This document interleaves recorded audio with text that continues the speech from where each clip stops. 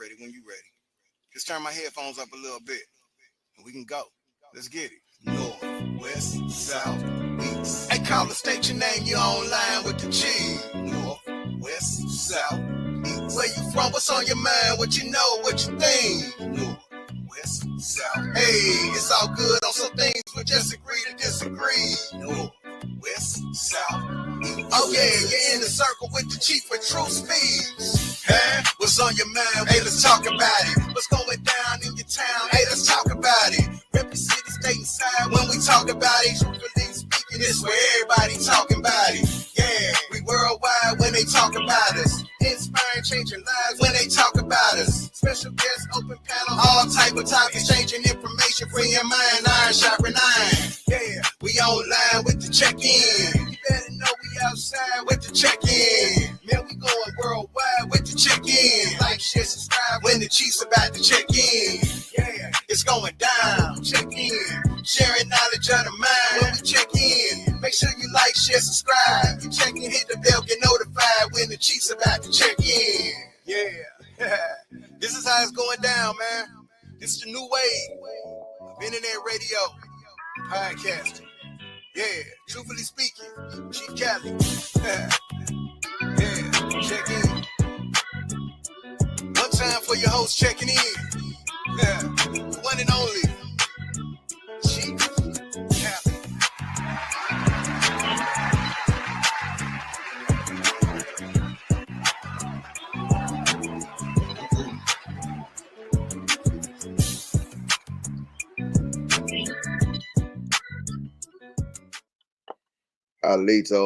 Halito. Good morning, everyone.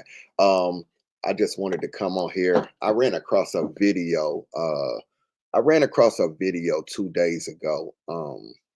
And I thought it was very interesting. Okay. It's by I don't know, some of y'all from Florida, y'all probably definitely know who I'm talking about, but it's by a brother, a rapper by the name of Papa Duck. Papa Duck is from Florida. He's a Florida rapper. I don't know if he still raps or not, but I know he has like a woke channel now on YouTube. Good morning, everybody. Sonya, what's happening with you? Lady, check, what's happening with you? It's Nikki, my sister. What's happening with you? Most hated, how you feeling? Lynn Ross, how you feeling? What's good? What's happening? Troy, what's happening? Troy Parks, what's happening with you? Good morning. Let me start by saying this.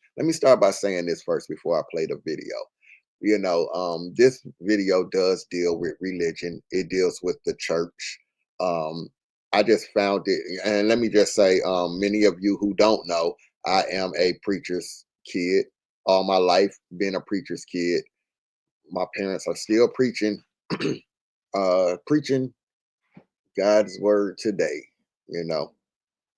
So what I liked about this video was I liked his delivery, okay? Because he says a lot.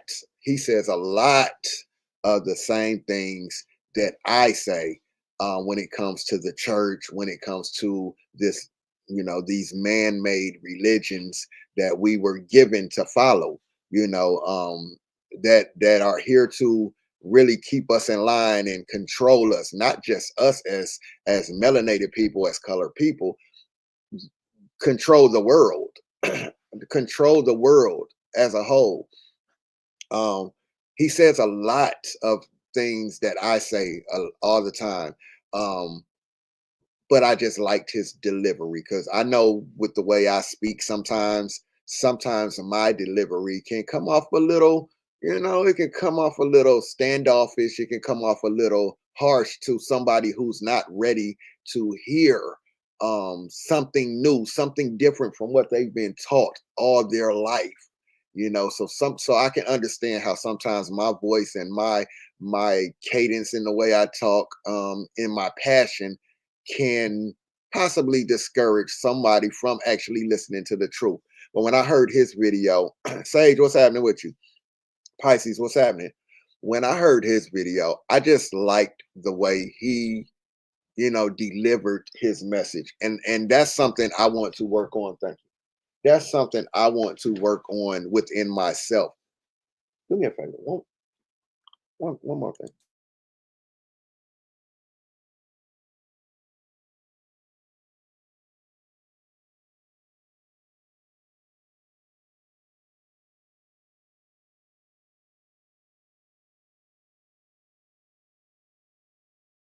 Appreciate it. Sorry, y'all. Um, I liked his delivery, and how he was delivering his message. Although he said a whole lot of what I be saying, and it's just something I'm going to work on as far as my delivery when I speak on religion, because I do want to be able to have conversations, dialogues with people who do still follow religion. Okay. I just sometimes my the way I speak, just it's just natural for me the way I speak, especially when I'm trying to drive a point or something. I can get a little, loud, and things like that. So I'm working on that. But I want to show y'all this video. Um, Let me show y'all this first. Let me show y'all one of the things that helped wake me up, out of the man-made religions. I was at work the other night, and me and a sister was having a conversation about religion. And this video that I'm going to show you, we had a conversation about this video also. We had a conversation about this video.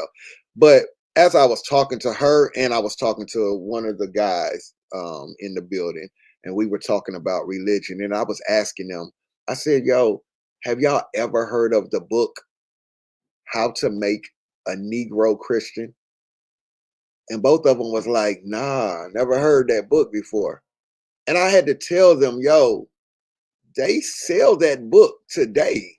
That book is still sold today on the World Wide Web. And this book was wrote way back in slavery by a white slave owner. And basically, this slave owner told y'all how they were going to use their religion.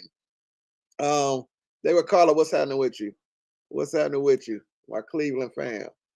They told y'all how they were going to use they so I got a song called Dumb Niggas, right?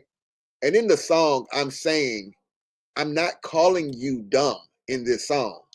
You have to stop and listen, because people will get offended by the title, and then they'll hear me say dumb niggas in the song. But in the song, I have to tell you, I'm not calling you dumb niggas. What I'm telling you is this book, How to Make a Negro Christian, was written and targeted to who they considered to be dumb niggas. Because in this book is where they tell you that they're going to give you your religion and your God, and they're going to control you with this man-made religion.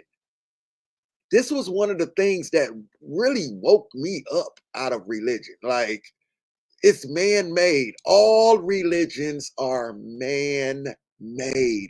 They're created by human beings. Nobody can prove a God ever told anybody to write anything or tell anybody to write anything ever. But we can prove that humans, whether they wrote it on a stone, whether they wrote it on a tablet, whether they wrote it in a book, we can prove that some human beings wrote these books. Human beings are flawed. They make mistakes. You feel what I'm saying? So when this was one of the things that woke me up. This book is still sold today on the World Wide Web. It's this is a reprinting of the religious instructions of the Negroes and other works by Dr. Reverend Charles Colcock Jones. This was a real person. Dr. Reverend Colcock Jones was a real person. He was a slave owner, and he wrote this book, How to Make a Negro Christian.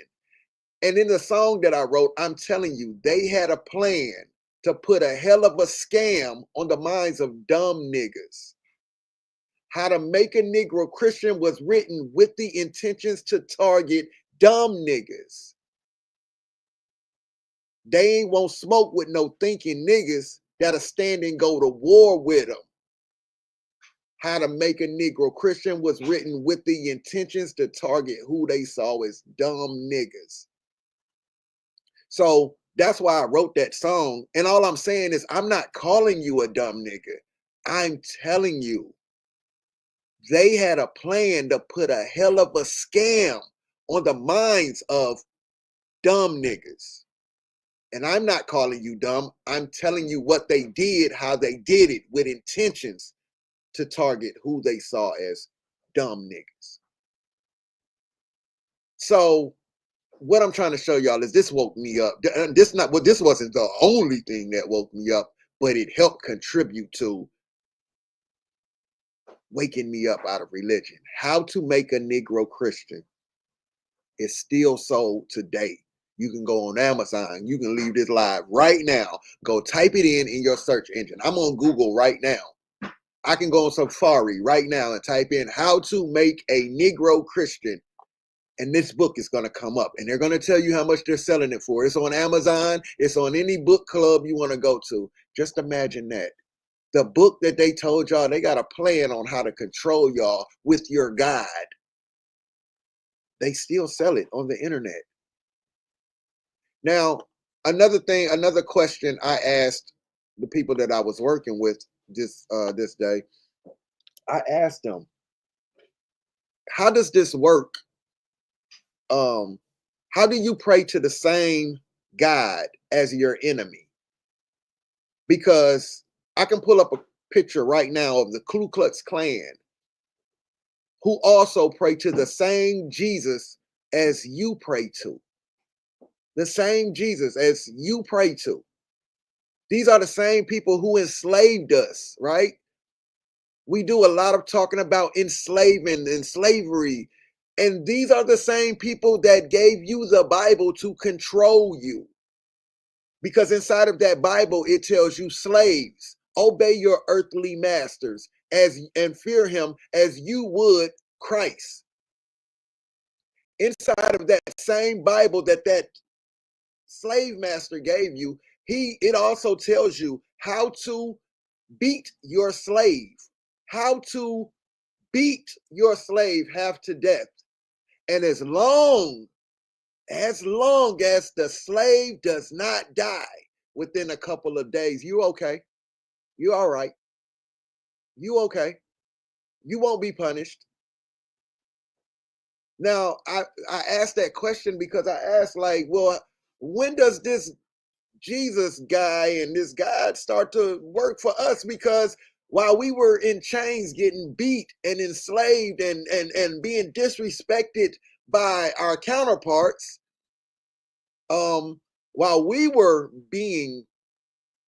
begging for help from the Jesus that they gave us in their Bible, while we were being harmed, and Jesus never answered the phone for us. What they say? What's the story? Over 400 years, we were praying to this Jesus, and the only time a Jesus showed up for us was in the form of a ship. When it comes to our story, Jesus showed up for us in the form of a ship. So these are some things. The fact that when I asked people, did you know there was a book out there called How to Make a Negro Christian? And do you know what it's about? I said, man, you can go on YouTube, type it in YouTube, and they will read the book to you. You don't even have to read the book. Somebody will read the book to you. That's the day and time we live in right now. The girl did not believe that I said, yeah, in the Bible, it tells you, slaves, obey your earthly master and fear him as you would Christ. I believe it's like Ephesians 6 or something, Ephesians 5 and 6 or something. I don't know. I don't have a verse in front of me, but go look it up. Slaves, obey your earthly masters. These were some things that just woke me up. You know, like, yo, how do I pray to the same God as my enemy? They gave me their God to worship. And in that book, it also tells me to love thy enemy. I said, God damn, if that ain't a motherfucking, excuse me, y'all, if that ain't a suicide mission, I don't know what is. love my enemy, I don't know any war that has ever been won by loving my enemy. I don't know. I don't know how you win a war. While they shooting at me, I'm trying to offer hugs and kisses. What sense does that make? So a lot of times when y'all hear me talk about religion, and please y'all, like, I'm just trying to have a conversation. I'm not trying to offend anybody. Like, I'm not trying to offend anybody, and I'm not trying to tell you what to think. I'm just telling you how I think. That's all. Ephesians 6:1. Thank you. Thank you. Thank you, sister. It's there. It's there. Peace, sis. Thank you. Thank you for that. Because I ain't have it in front of me. But a lot of times, a lot of these people that stand and tell me that I'm going to somewhere called hell because I don't believe in their God or what they believe, a lot of them don't even know what's in that book. They don't read that book. And when people ask me, what was one of the things that kind of woke you up from religion? I tell them, reading that Bible, reading that book was one of the main things that woke me up from following that stuff. Okay, a lot of people don't even read that book. And the fact that in that book, it also tells you no man is to add to or take away from this book, because this book is supposed to be the word of God.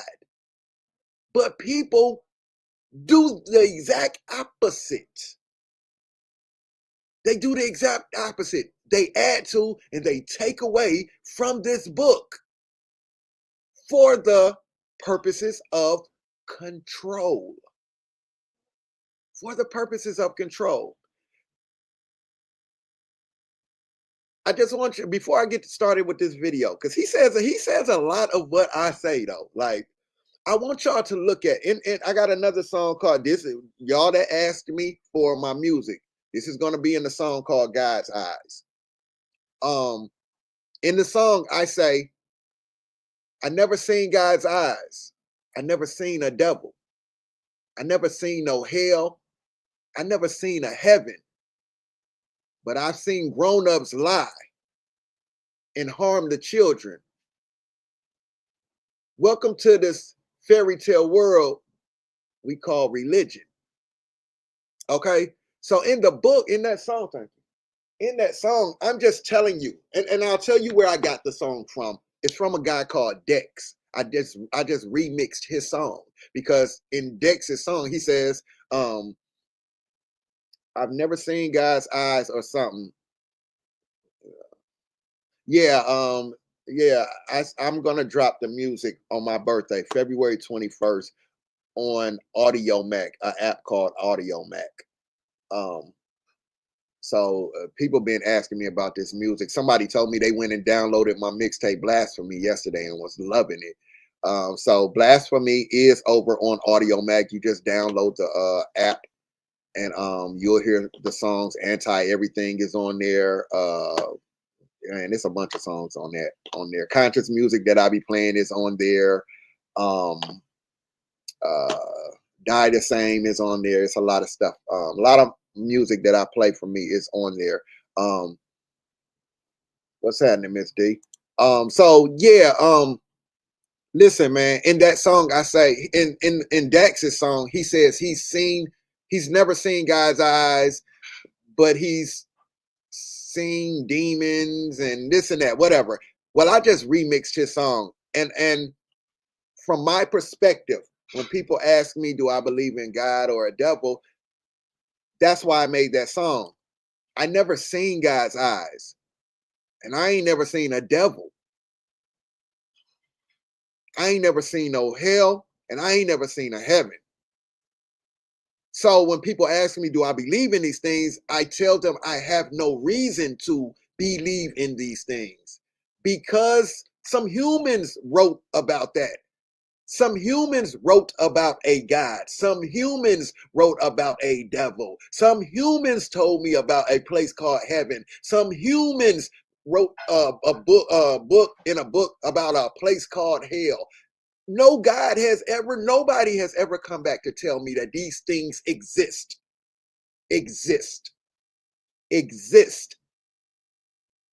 So people will say, you don't believe in a creator? Creator is not my argument.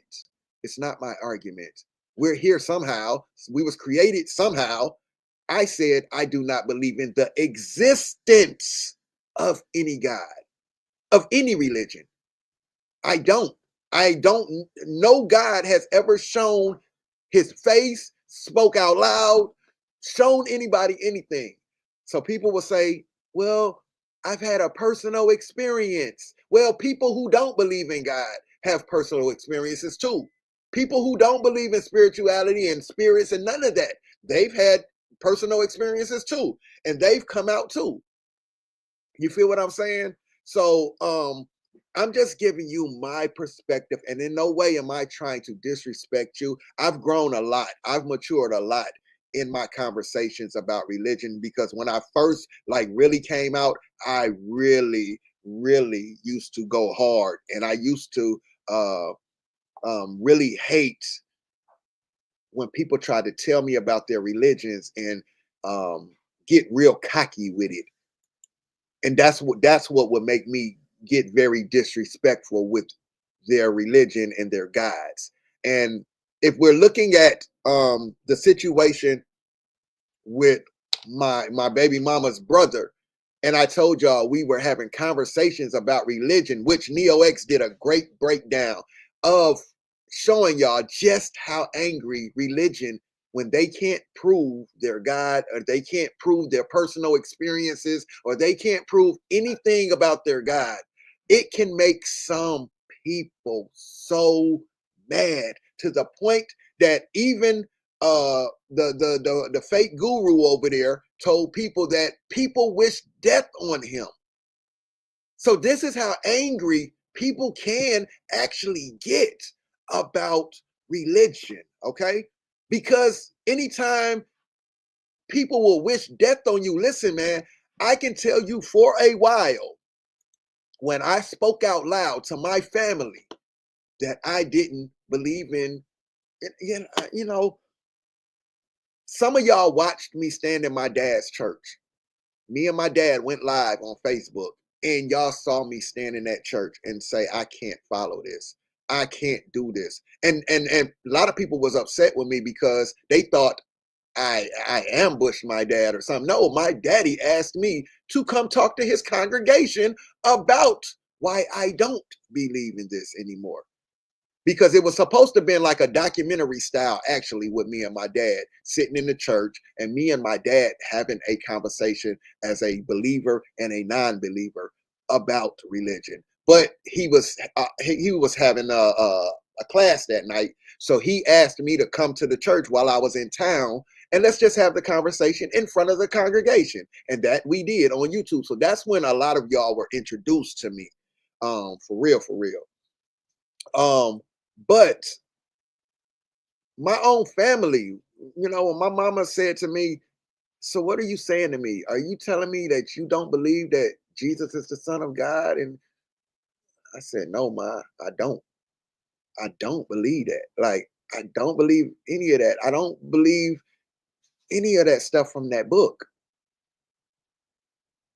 I can't prove none of that stuff in that book, ma.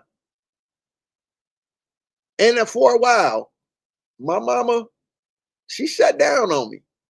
And I just had to accept that, hey, man, you don't live in your mama's house. Your mama don't pay your bills. Hopefully one day your mama will come around.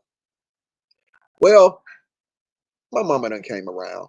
She still loves her Jesus. My mama loves her Jesus. My mama, hey, you ain't taking Jesus from my mama at all. Now my daddy loves our conversations on religion. And my daddy will tell you in a minute, when he's quoting them Bible scriptures to me and everything,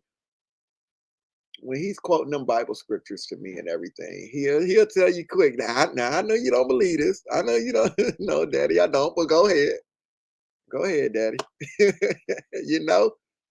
But I love those conversations with me and my dad. I had a conversation with my dad and a preacher, another bishop. Thank you so much, sis. Thank you so much. Thank you so much. I'm gonna go back to you, Miss Brown. I'm gonna go back to you because I want to see what that says. Um, I had a conversation with my dad and a bishop. I have a conversation where I came on a radio show on my YouTube channel. I think I got a playlist called Chief Cali versus Religion or something like that on my playlist. And you can find a live of me and 3 pastors on a radio show. I was the only non-believer there. And boy, when I left that conversation, those pastors, they shook my hand. Like they said, yo, you have some great points. Because here's the thing. The main thing I put in their face was, how do you prove that? How do you prove? I hear what you're saying. Prove that you're saying. Just prove it. And they could never prove it. They had to come back to it is a belief. It's just something that you simply accept to believe. They had to come back to that and say, yo, I mean, I can't prove it. It's just my faith. It's just what I believe. And I said, you're proving my point. It's simply something you accept to believe for whatever reason. Now, my problem, yeah, you know what? I think I have it in my email. My brother found it because I think Facebook had took it down or something. But a lot of people had ran across that video. They watched that. They watched me live in my dad's church that night. And this is how a lot of people were introduced to me. And you'll find a lot of people say, you gave me the courage to speak up on things that I've always thought. I've always thought. And I was scared to speak out loud about it. Why? Because Christians are some of the biggest judgmental people. They are some of the most evil people in the world. They're evil when it comes to this religion. Let me tell y'all something about the baby mama brother. This is what baffles me about him. He's one of the biggest criminals out here. I mean, I ain't gonna say he's a criminal now, but I'm just gonna say this is one of the biggest gangster niggas out here in the world. But he wants to argue with me about God. I can't make this up. One of the biggest, I'm talking about, if we gonna pull people's jail records and what they were charged for, and how do you argue with me about God, bro? Like, and how do you get so offensive about God? And this is what I'm talking about when it comes to religion. When it comes to these guys. I'll come back. Let me get the video up. So even as y'all see me talking right now, I'm fighting to stay in a calm, a calm voice. Okay. I'm fighting because I don't want to sound confrontational to anybody. I don't want to deter anybody from just hearing the words I'm saying. You feel what I'm saying? But I just want you to I want to give you my perspective of why I don't follow religion. But let me play this video. Many of you know this guy. His name is Papa Duck. He's a Florida rapper. And I ran across his video one night, and me and some coworkers had a conversation about this video. All right. So I'm gonna try to let him speak as much, but there probably will be times that I'll stop and interject because I agree with a lot of what he said. And if some of you don't understand why many of us have walked away from church, and not just church, but these man-made created religions. It's because we woke up to realize they are man-made. Somebody is writing this stuff to control your mind. So you hip to Papa Duck. Yeah, Papa Duck, he's one of them Florida rappers, man. I don't know if he's still doing music or not, but I know he has a woke channel. So y'all go check this brother's channel out. I don't agree with everything Papa Duck be saying, but he does have a lot of insight that I do agree with, So, at the end of the day, it's up to you to hear what's said, and you choose at that point. Here's the thing when it comes to these topics of religion, and he'll tell you too. I know this is a touchy subject because we've all probably been indoctrinated with this stuff as children. So you grew up living in fear of some place called a heaven and some place called a hell that nobody can prove to you even exist. You grew up being taught this. So you're a grown adult now. This has been engraved in your mind. So to hear somebody speak against this is kind of hard to accept. I know I was there. I remember my homegirl was making Facebook posts like, y'all need to leave them religions alone. These religions and I was like, yo, she bugging. She bugging. Like, yo, I agree with her on some shit, but this religion shit, yo, she is bugging. Until I started to, hear some of the things she was saying, and I said, yo, she kind of got a point. It's almost like when you follow these religions, common sense goes out the window. Common sense goes out the window when you follow these man-made, man-created religions. Nobody can prove a God ever told anybody to write anything. Nobody can prove a God even communicates or gods even communicate with humans. Gods could be, let's just say gods are here. Is it a possibility that their job is not to lead you in any way, good or bad? Could it be possible that they are just simply here to create and move on? That's it. That's all. They don't talk to you. They don't walk with you. They don't sleep with you. They don't watch you. They don't do nothing. They're just simply here to create. But here's the thing, because you've been taught all of your life that there's some man sitting in the sky looking down on you, watching everything you do, it's hard for you to believe that there possibly isn't a God that exists. It's hard for you to possibly fathom the fact that maybe a God or gods are here to simply create and move on. They're not here to exist. It's hard for you to understand that even in that book that you read, the book tells you that ye are gods. In some form, you make things happen in this realm of life that we live in. You get up, you go do the work. When I say common sense goes out the window with these beliefs, it's because we will make up excuses why this God of this book picks and chooses how he works and how he does it. The sister that I was talking to at work, all she kept saying was, well, I feel, I believe, I think, it's probably because, and I said, listen to how you start your sentences off. I think, I believe. It's probably because God wanted, you see what I'm saying? Because you can't prove anything. Oh, you're looking too deep into this. You're just going too deep. Well, why aren't you? Why aren't you? Because you don't go through everyday life just walking around and somebody tells you to believe something and you believe it. Somebody tells you, hey, they knock on your door and say, hey, I got $1 million out here in a briefcase ready for you. All you have to do is open the door and the $1 million is yours. You don't just believe what that person says. You're going to check for the evidence to see if there's somebody there with a briefcase with $1 million there for you. You're not just going to have faith that that person outside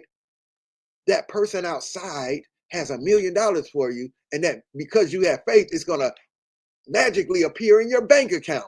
No, you're going to have to do the work. You're going to have to get up. The faith isn't going to be enough, you guys. Let me try to calm my voice down. The faith isn't going to be enough to get that $1 million into your bank account. You'll never get that $1 million if it actually exists on the other side of that door. But work, you put it in the work to go open that, turn that doorknob, pull that door open, check that briefcase, accept that there is $1 million in your face that you can take to the bank. I'm just, just giving you a microwave something that you can actually tangibly go put it in the bank. I'm gonna let this brother get started, man. Faith isn't enough. Ye are gods. You create. You can also take life. You make things. You change the world. People get mad at me when I say, I can prove to you that I have done more. Miss Carla, I just got your Cash App for the 110th project. Thank you so much. I just got it. Thank you so much. Let me see something while I'm here. Thank you so much, Miss Carla. I just got your Patrice, Miss Patrice Monty. Thank you so much. I got your Cash App too. I'm just saying this, y'all. I got your Cash App too for the 110th project. Okay. Thank you so much.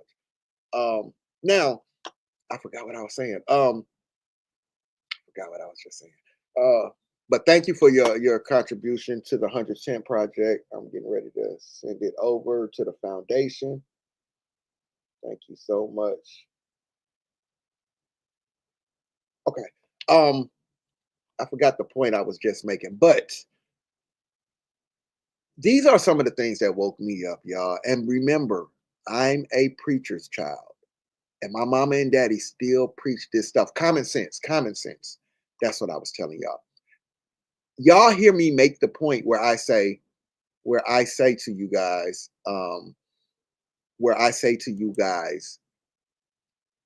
let's just say this creator did create you, right? However you were created.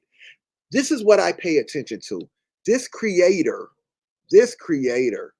created you with an organ inside of your brain. Those of us who have a brain, right? Those of us who have a working, functional brain. This creator created you with tools that come with that organ inside of your head.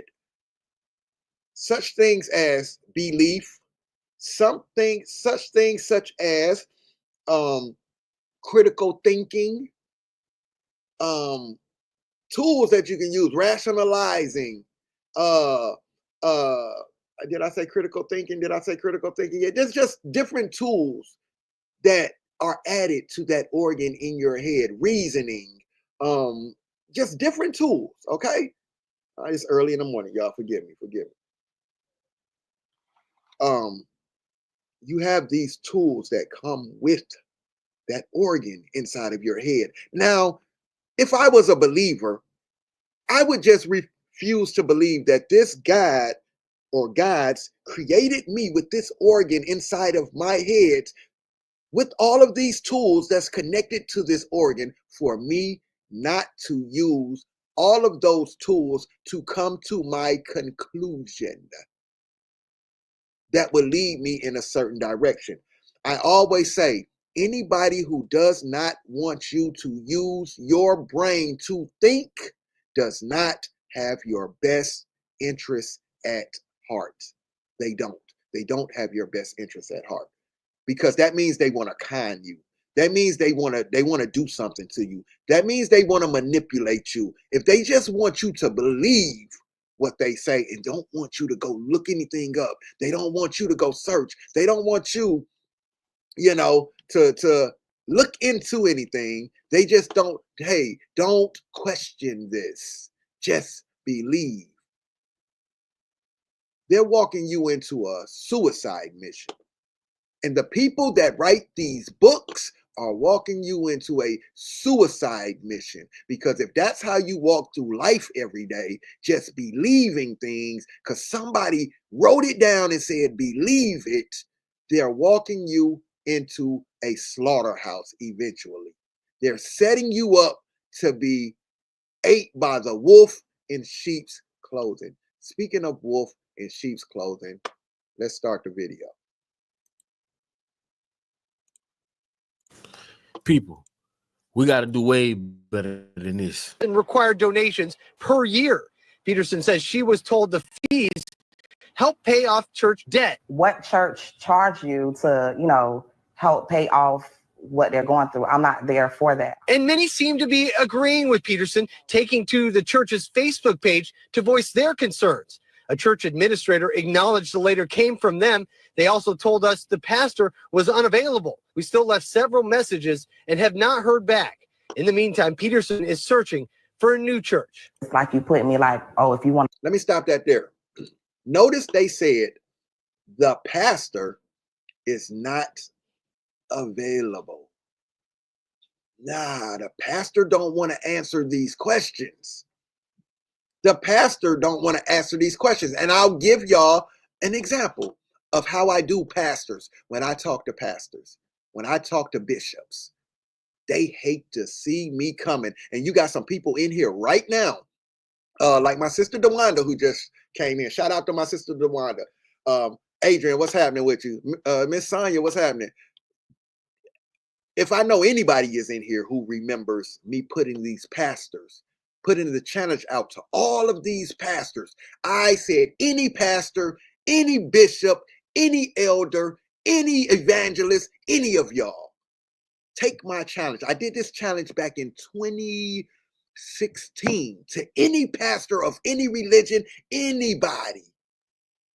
Let's go down to the local hospital.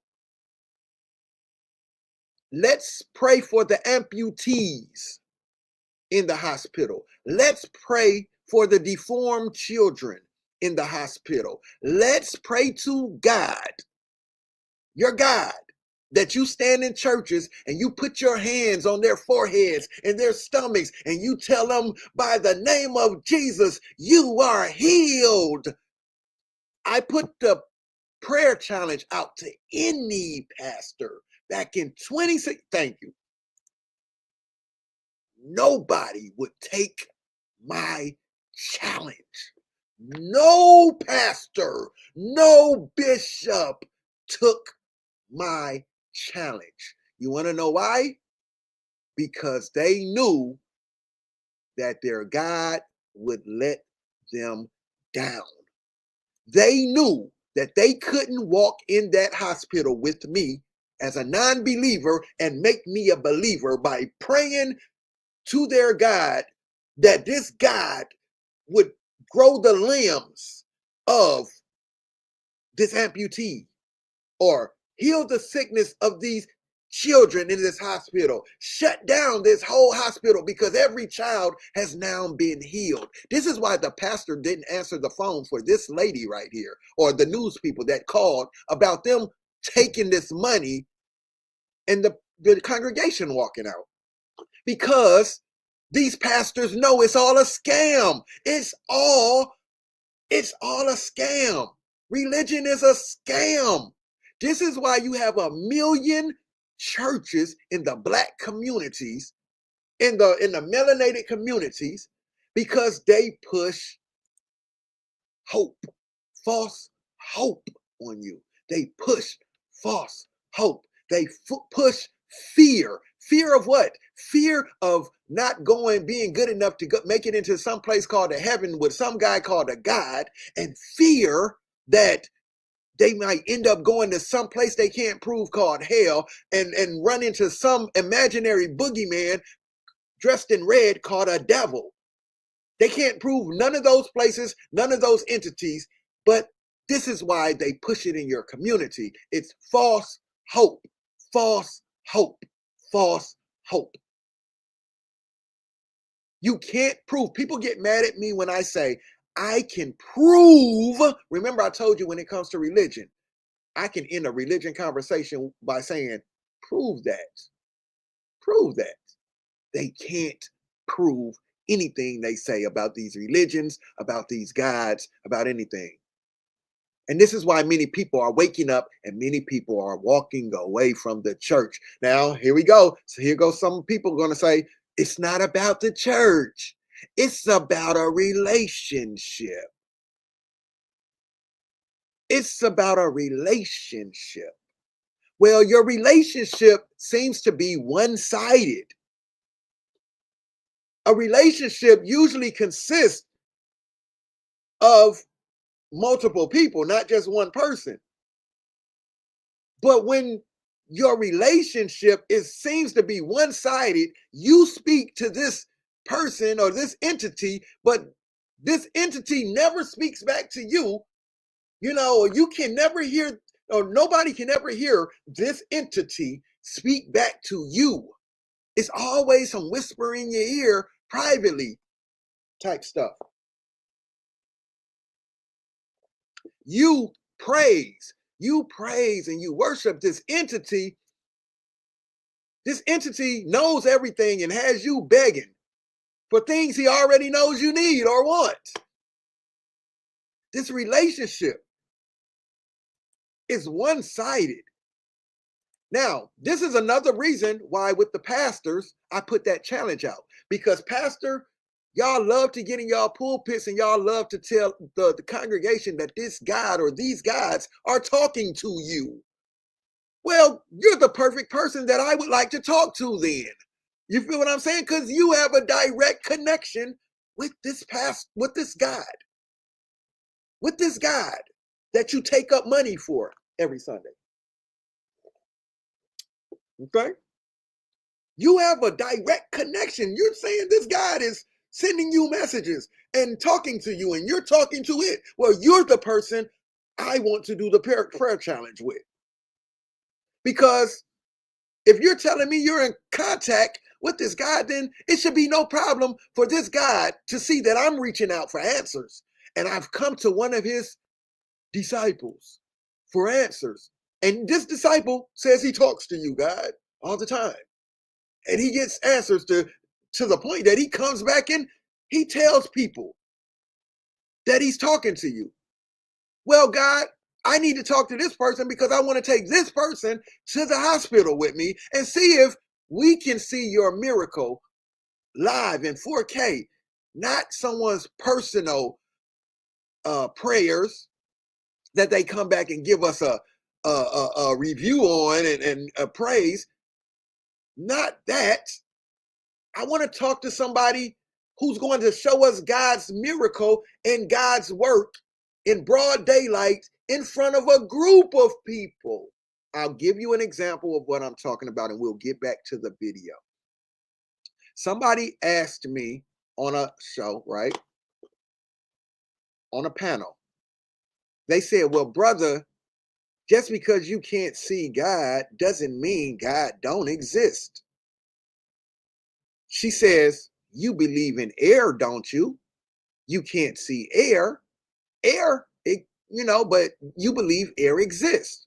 Well, I told the sister, I said, hey, listen, sister, though we may not can see air with the natural eye, and which is maybe not true because I don't know, what do you call the stuff that comes out your mouth when it's cold outside? Is that air? I don't know. What is that? What is that considered? I don't know.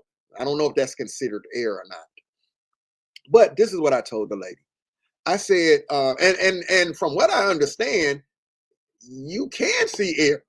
I think they can see air under a microscope or scientifically or something. All right. Okay. So you do consider it air then. Okay. All right. Well, come on through, sis. Okay. Well, let's get an understanding of this. Well, she said to me, well, you can't see air, brother, but you believe air exists. So I told her, hey, sister, check this out. I can get a group of 5 people and I can get a balloon and I can blow air into a balloon. And as I blow air into that balloon, although I can't see that air going into that balloon, it's being demonstrated that air does exist because we're watching the balloon expand every time I blow air into that balloon. I also said I can take a group of 5 people, sister, and I could take you, to a air pump. You feel what I'm saying? That's right. I could take you to an air pump, and I can hook a flat tire up to that air pump. And although I can't see that air going inside of that tire, it's being demonstrated through demonstration that that air does exist. I can go outside and put a piece of paper on the ground, and although I may not be able to see that air come through, I can feel that air brush up against me, and I can see that air lift that paper up into the air and fly and float it through the air. Although I can't see the air, I'm demonstrating that it does exist. Now I can do that in front of a group of people.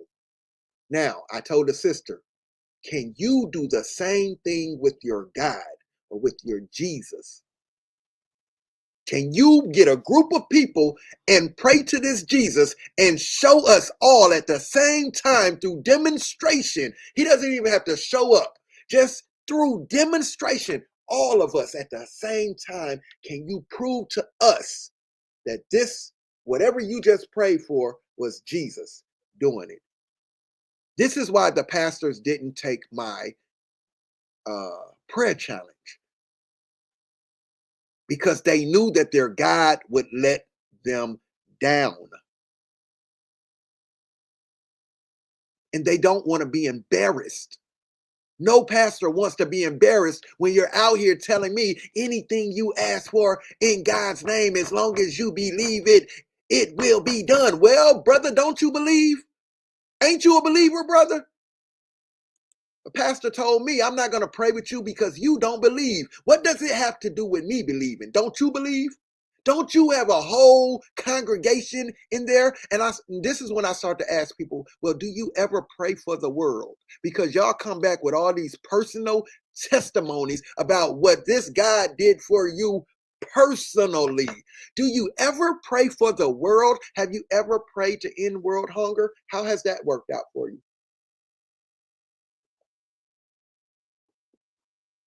Have you ever prayed to stop child trafficking?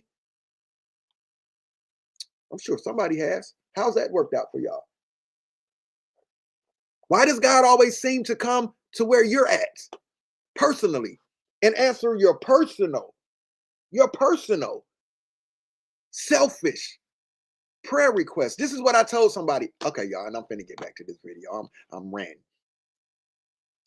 This is what I told somebody. If I was a believer of this God, and let's say this God did actually acknowledge himself to me that he is God, he does work miracles, or it does work miracle, or she does work miracles, this is what I would say to this God. Well, God, you do exist. Wow. How about that? Well, hey, listen. I don't want a prayer for me, myself, and I. This is just if I was a believer and this God was talking to me. This is just how I would think. I just think different though. Hey, God, I don't want a prayer for me, myself, and I. And honestly, God, if I had to make a trade and you could heal the world and everybody lives in beautiful, there's no evil, there's no harm. And if I have to be the trade out, God, you can take me, God, give my prayer to the world, that the world is healed and everybody is living in harmony. There's no evil. We don't even know what evil is. If that was me as a believer, and I'm telling you that I talk to God and God talks to me. See, would be the difference in me as a believer and what I see out here today. I would say, hey, God, if we can make that trade-off happen, and just one more thing, God, just one more thing to add into that, just me into that. Don't let my family feel any sorrow that I'm gone when this happens. Just trade me to better the world. It's just kind of how I would think if I was a believer. If I'm praying, I don't want to come to church and tell you about my personal, God help me find my house keys, my car keys, so I can get to work. I want to come to work and be able to, a church and be able to say, boy, 5 of us prayer warriors went down to that hospital and we laid hands on every child in that hospital, and all of those children got up and walked out just like Jesus laid hands on the people in the Bible, and just how Jesus let the blind man see and the man who couldn't hear. Like, we went into that, us prayer warriors. You see what I mean? You see how shit don't add up to me. It don't be adding up to me, and this is why I can't follow it. It's all cap to me. It's all feel good. People push hope, hope, hope, hope. The preacher is nothing different than the dope man outside. He's got the drug you need. He's got that Jesus dope that's going to get you high on the Lord. Get you high on the Lord. And he's going to take your last dollar to get you high on the Lord. And guess what? When you come down off that high, you got them same problems you went in there with. While he goes home to his big, beautiful mansion, just like the dope boy goes home to his big, beautiful mansion, and you getting on the bus and you still hungry and struggling, your light still getting cut off, and he just sold you some false hope with some Jesus dope. And you still got to go to work and struggle and hope your lights don't get cut off, or hope they give you another week before you get evicted. And the dope man, the preacher, goes home to his beautiful mansion. I'm just saying, y'all. I'm just saying, the church ain't nothing but a spiritual dope gang. It's a spiritual dope gang. It's all feel good. It's all feel good. Let me get back into this video. Now, this lady is leaving the church. This lady here is leaving the church because they charging. The church is charging. Goodness gracious. The church ain't doing this, is they? Let's go. To be a member of the church, you need to pay this. Or if you want to find God. Yeah, if you want to find God. That don't say anything about that in the Bible. You want to find God, God needs some money. Come on now. God needs some money. He needs some money. Now, I understand about the building has to be upkept and all of this, all right? I understand. The building got to be upkept. But I think that should be put out there up front to the people. Hey, if you would like to support the building fund for the church you go to, put that out there up front. Let the people know that they're donating to the building fund, not God. Not because you want to see God. God don't move off money. Huh? Well, let's go. And again, that was our Cameron Poland reporting. Peterson, meanwhile, says she has no plans to reach out to the church, and the pastor still has not responded to our calls.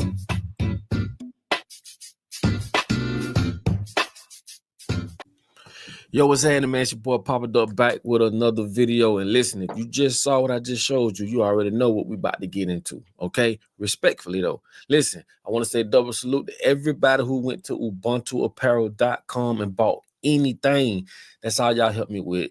You know, running ads, because I have to run ads to get these videos out there. That's how y'all can help me support this channel. And I just want to say, y'all don't know how much I appreciate y'all. All the information going to be in the description of this video, man. Go grab a shirt. Go grab something, show your support, man. I just want to say thank you in advance.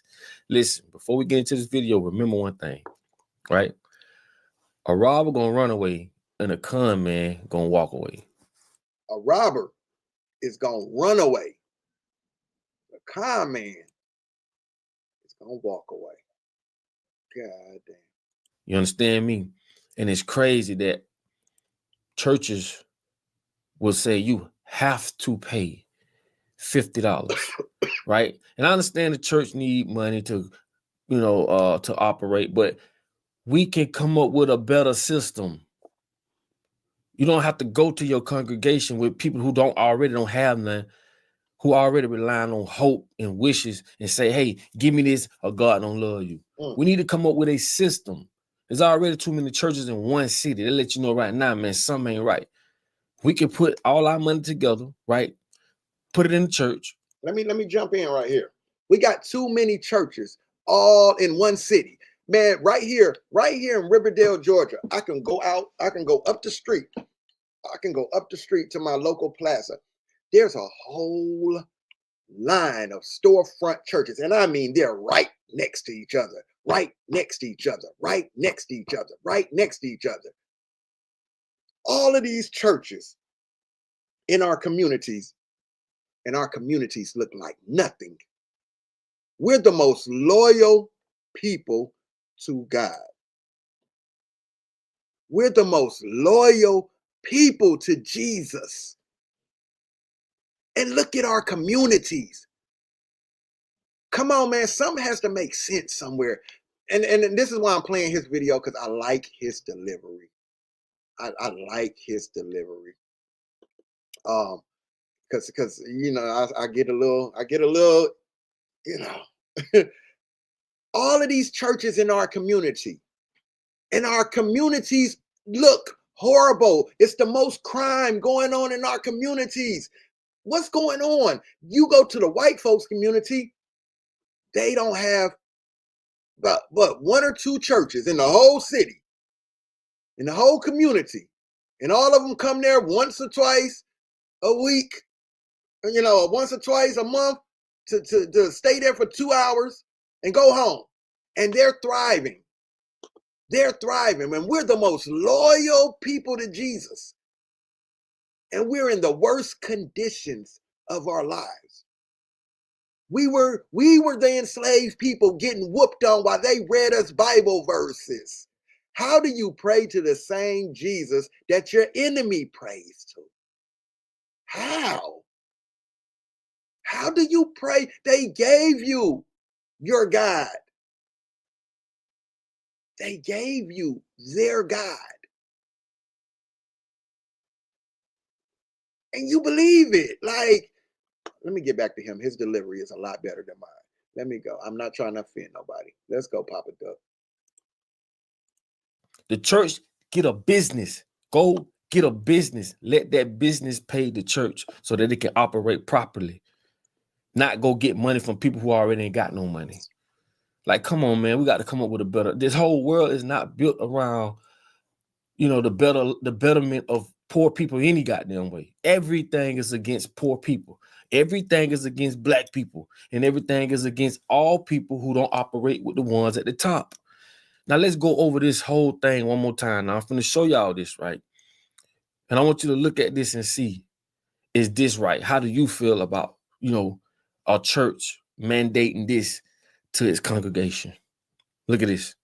I check this out. Look at this. It says minimum $50 per month, right? Then look at this. The assessments for Mount Moriah Day currently is $150. The assessment for the church anniversary is $250. Now look at the youth. Even the little ones got to pay $5 a month. The assessment for Mount Moriah Day currently for the little ones is $15. And then the anniversary is $15. That's crazy. That's crazy, bro. They even got the youth paying $5 a month. Like, come on, bro. I understand churches need money to function. But golly, bro.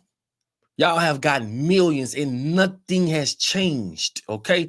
Now, I will say this. The smaller the church, the better the church. These big old cathedrals you see, these motherfuckers making millions of dollars, bro. I don't believe in that, homie. I don't see so many pastors, right? No matter what color they are, brag about all the acres they got. Oh, God just gonna bless y'all. Some of you motherfuckers got planes.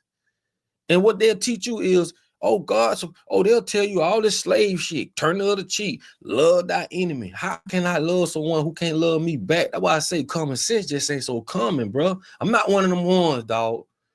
I respect all, but you ain't finna get me with that bullshit. It just ain't gonna happen with me, bro. That's it. I know the Most High exists, but that what they trying to sell us? Nah, bro. I'm over that. I've seen preachers brag about their planes, about their big mansions, and all the money they make, and you got people sleeping on the bridges, homie. You got people who ain't got nothing, and all they doing coming to you and telling you, oh, you got to give, or this ain't gonna happen. Or you got, let me tell you something, most of these churches, bro, man, bro, won't help you with your light bills, won't help you when you need, you know what I'm saying? Big facts. Big facts. Most of these churches you go to, people been going to these churches all their lives. Grandmama done went there. Mama done went there. Now you going there. You got your kids there. But your grandmama passed away being a faithful member. She can't even get buried. All the money she put into that church, she can't even get buried. She can't even get buried. The church won't even bury her. Lights getting ready to get cut off. You can't even get in touch with the pastor. You got to go through this person and go to that person. And it's really a business, y'all. It's really a business. This is why a lot of people are finally waking up, walking away from these churches. And not just the churches, these man-made, created religions. I'm going to keep saying that. All religions are created by human beings, flawed human beings. Gotta keep saying that. You can't come to them for nothing. And you got people, most people that's in the church, they are pimps, dog. Let's keep that shit a buck. They pimps, bro. They can look you right in your eye and they know you scared. Oh, you scared. Let me jump in. Yep, you scared. Didn't I tell y'all? Religion rules through fear. You scared. You scared of not going to some place called a heaven that you can't prove. And you're scared you're going to end up going to some place called hell that you can't prove either. Somebody brainwashed you to believe that these things actually exist. Trust me, y'all. Trust me, y'all. I know some of y'all are not ready to hear this. I know. Man, I be with Callie on some shit, but when he get on this shit right here, nah, man. Hey, man, nah. So do you see why even the baby mama brother, can get so confrontational behind religion? Because some people are not ready to hear this. I'm gonna do an interview with Neo X, and I'm gonna let her tell y'all what she went through in her mind once she woke up out of religion. Some people don't take this stuff good. Some people don't take. Oh man, I already know about the word church. I know about that word church. Oh goodness gracious. Oh Lord, I know about the word. Just the word is just like Creflo Dollar's World Changers Church here, and TD Jakes church down there in Dallas, and Joel Osteen's church in where Osteen at in Houston. Yeah, man. These listen, and when he says these churches be pimps and stuff, right? A lot of these so-called pastors, when they see that too many people are waking up, they have now left the pulpits of the church, scamming the people in the church, and now they've come over into this so-called spiritual community, this so-called conscious community, and now they're doing the same thing, preying on the same people. Now, instead of talking about Jesus, now they're over here telling you the black woman's God, sister. You are God, sister. You feel what I'm saying? They moved over from the church, and now they're saying, rise, rise, family. They moved over from the church in their pastor outfits, and now they're in funny hats and costumes over here with their spiritual enlightened jargon, scamming the people. So, listen, man, y'all got to pay attention. This is why I did the live the other day. Don't just be woke, be aware. Be aware of what you're seeing right in front of your face. Let me let this brother go. Dog, let's keep that shit a buck. They pimps, bro. They can look you right in your eye and they know you scared. Oh, you scared. All they gotta do is say a couple words and oh, you shook. Man, what you shook for? Man, God gave you common sense. Man, you better start using it, bro. All that, you got to pay this, you got to pay that, or God don't love you. How the fuck another motherfucker gonna tell you your relationship with you and God? It just blow my mind, dog. I've seen people who I know, and atheists, don't even believe in God, got more than you. And the first thing you gonna, and that's what I was telling y'all. When y'all tell me about y'all personal experiences, and this is what I tell you, you got atheists out here who don't even believe in a God, who don't even believe in none of these spirits and none of that stuff. And they came through too. They came through the same shit you said your God brought you through. But those atheists who don't believe in a God, they came through too. The same thing or worse than what you've been through. That's the same thing I was just telling you. A lot of atheist people are very, very wealthy and successful.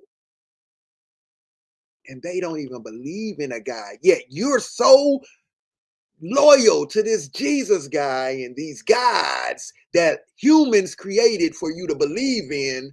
And you're at the bottom of the barrel, depending on false hope and faith of a mustard seed, while those atheist people who don't believe in God ain't got time to be living in faith. And they getting up, they're going to classes, they're learning how to better themselves, they're getting up and going and getting it. They're not waiting on a God. They're making it happen. This is why people get mad at me when I say I can prove to you that I have done more to help the world than you can prove to me that your God has ever done to help anyone. Key word is prove.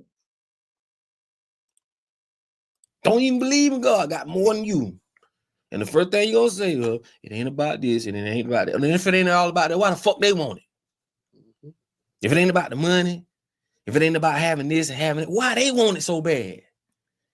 Man, start using your head, dog. Start using your head because it's getting ridiculous. I mean, ridiculous. Half of these people won't even, bro. You got people been going to church and giving churches money for years. Yo, I think I used to talk to you about this. I think me and you used to hit me up because it could be somebody. Was this you? I used to talk to a sister. I think this is you. It was a sister that I was helping through this shit, and her husband was still, when she was waking up, it was you. Okay, yeah. See what I'm saying? I'm telling y'all how hard it be for some people. Yeah, I remember this. Yeah, you used to hit me. Yeah. And we used to have conversations, and I used to just talk common sense to you. And you were waking up out of it. I remember this. Wow. Yeah. And now, were you the same one whose mother called me too? Or was that somebody else? There was a sister I was talking to who was waking up out of religion and was watching my videos and stuff. And she was going through it. And her mama called me because her mama was into religion. I don't know if it was you or not, but it might have been another sister.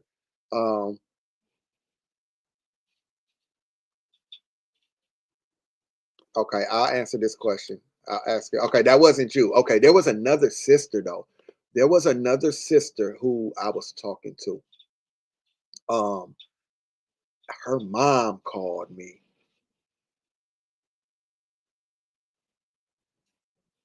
My gifted anointing from within. I respect our beliefs.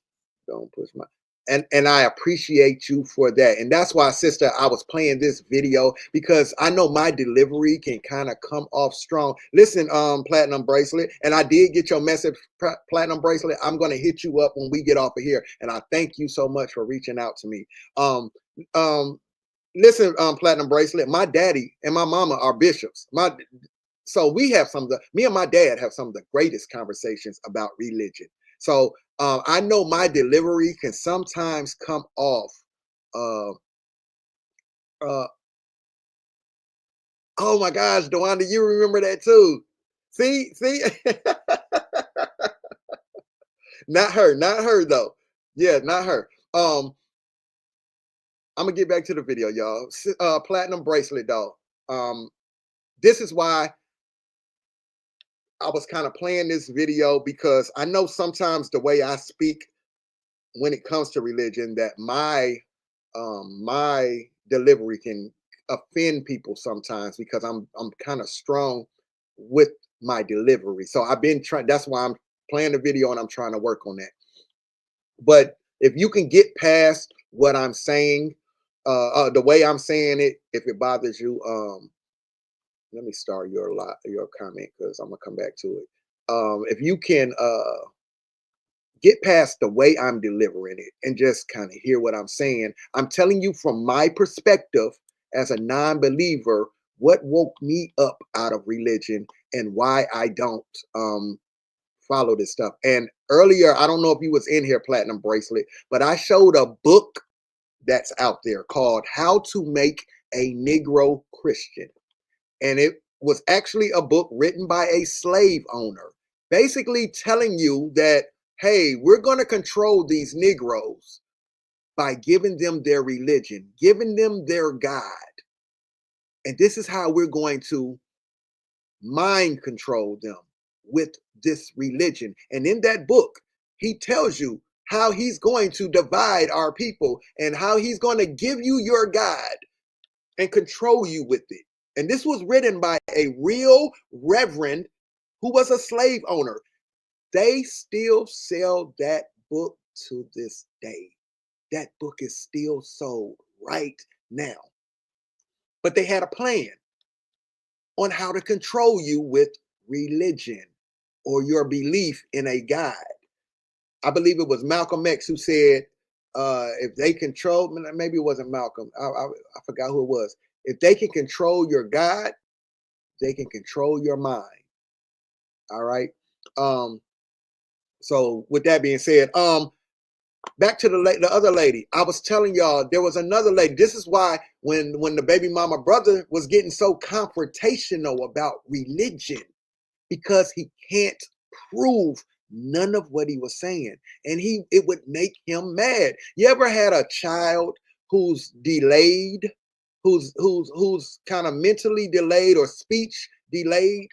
And I'm speaking on this because my son was, and because he can't articulate things that's bothering him, he'll act out on it. He'll act out because he can't articulate what's bothering him. Well, that's what it be with a lot of people when it comes to religion. When it comes to religion, they can't prove anything they're saying to me. It's just a belief. It's simply something you accept to be true or exist. That's all a belief is. That's all faith is. Faith doesn't come with proof or evidence. Belief does not come with proof or evidence. It just wants you to believe. And like I said, anybody spitting something to you and they don't want you to think, and they just want you to believe or have faith, do not have your best interest at heart. So whoever wrote these man-made religious literatures, they wrote these books with an agenda. They wrote these things with an agenda to control the mind of the masses. Now, if you choose to believe it, you choose to believe it. You have every right to believe in a man moonwalking on the top of water or a pink elephant up on Mars. All right? You have every right to believe. I can't prove that there's a pink elephant up on Mars, and you can't prove to me that some guy moonwalked on the top of water. It's just what you choose to believe. Hey, I did this to my daddy. Dewanda, do you remember when I did this to my daddy? When I said this to my daddy. I think we was on the line. We were on the Zoom. And I told my daddy, Daddy, there's a pink elephant up on Mars, a four-headed pink elephant up on Mars. who wants you to worship him and believe in him. You've been lied to, Daddy. That Bible was written by a pink elephant, a pink four-headed elephant up on Mars. And he put this book here to you to see if you could see through the lies or not, Daddy. You've been lied to. A pink four-headed elephant. Now, my daddy's a bishop. I'm talking to Bishop Williams like this. I said, Daddy, there's a pink four-headed elephant up on Mars who wants to come into your life today, Daddy. He wants to show you the truth. He wants you to believe in him and bow down to him, Daddy. This pink elephant is he sent me to tell you that you've been lied to, Daddy. Will you give your life to him today, Daddy? The pink four-headed elephant on Mars. My daddy said no. I said, why, Daddy? He said, I don't know nothing about no pink elephant. I said, Daddy, exactly. You want me to believe in your God that you're pushing to me from a human man-made book, yet you want me, he's walking on ice, not water, not just open water. You want me to believe in your God that you cannot prove to me exists. But when I tell you about my four-headed pink elephant up on the planet of Mars, you're skeptical about that. I can't prove a four-headed elephant up on Mars, and you can't prove your God that you try to push on me. What's the difference? How do we get to the truth of either one of them? You remember it. My sister was on the line. I think we had about 3 or 4 of us on the line with my dad one night. I told you, my dad had these conversations with us. My pops had these conversations. This sister right here, her family, her dad was a preacher. Her family, she comes from a family of preachers. I actually got a chance to speak in front of her mom and dad and tell them how proud I was of them for walking away from the religion. That would be the day I would love to see my parents wake up. That's a dream of mine. But my mama ain't going nowhere. She going hey, my mama on her way up out of here with Jesus. My daddy, I'm going to keep it real. I believe I woke my daddy up. I really believe I woke my daddy up. But my daddy been preaching this for so long to so many people, hey, he's going to go to his grave in fear. He's going to go to his grave in fear. My problem with religion is it being forced on our youth, on our children, like it was forced on many of us as children, to not use our minds to critically think. Common sense goes out the window when it comes to these beliefs. Let me go back up here to the question. Okay. So you have a sister right here who I actually help. And this wasn't even me bragging on this. This was the sister bringing this back to my attention. She brought this back to my attention. I forgot all about this. But when she said her husband was still holding on, it clicked the bell with me right there because I remembered that. We were working on that because you got one end, somebody making sense to you, and then your husband is still following the belief. The belief. This sister right here asked, hey Callie, I'm just curious if you don't mind. I'm just joining the chat. Do you believe in a higher power but no religion? Sister, I'll say this to you. I have no reason to believe in a higher power. And I'll say this, right? The reason I say I have no reason to believe in a higher power, because my position on religion is I do not believe in the existence of a God. Key word there is existence. Existence, not creation, not a creator. I do not believe in the existence of a God or any gods due to lack of evidence of a God's existence. That is my position on religion. I do not say that there is no God because I cannot prove that there is no God. If someone could actually convince me that there is a God with some evidence, whatever that evidence needs to be, the God would know what evidence would need to be presented to convince me. Whatever God you want me to believe in, this God would know what evidence that I need that would convince me. If you were able to convince me that this God does exist, I would acknowledge that this God does exist. All right? Living right here, right now. We can make a connection with it, and it can be proven that this God does exist. But I have not been convinced by anybody that a God or any gods exist. So when it comes to a higher power, my question would be then, my stance on that is I do not believe in a higher power. I don't believe in a great source. I don't believe in a most high. I don't believe in anything else, a Jehovah. I don't believe in a Buddha. I don't believe in a Murtha, Krishna. I don't believe in none of it.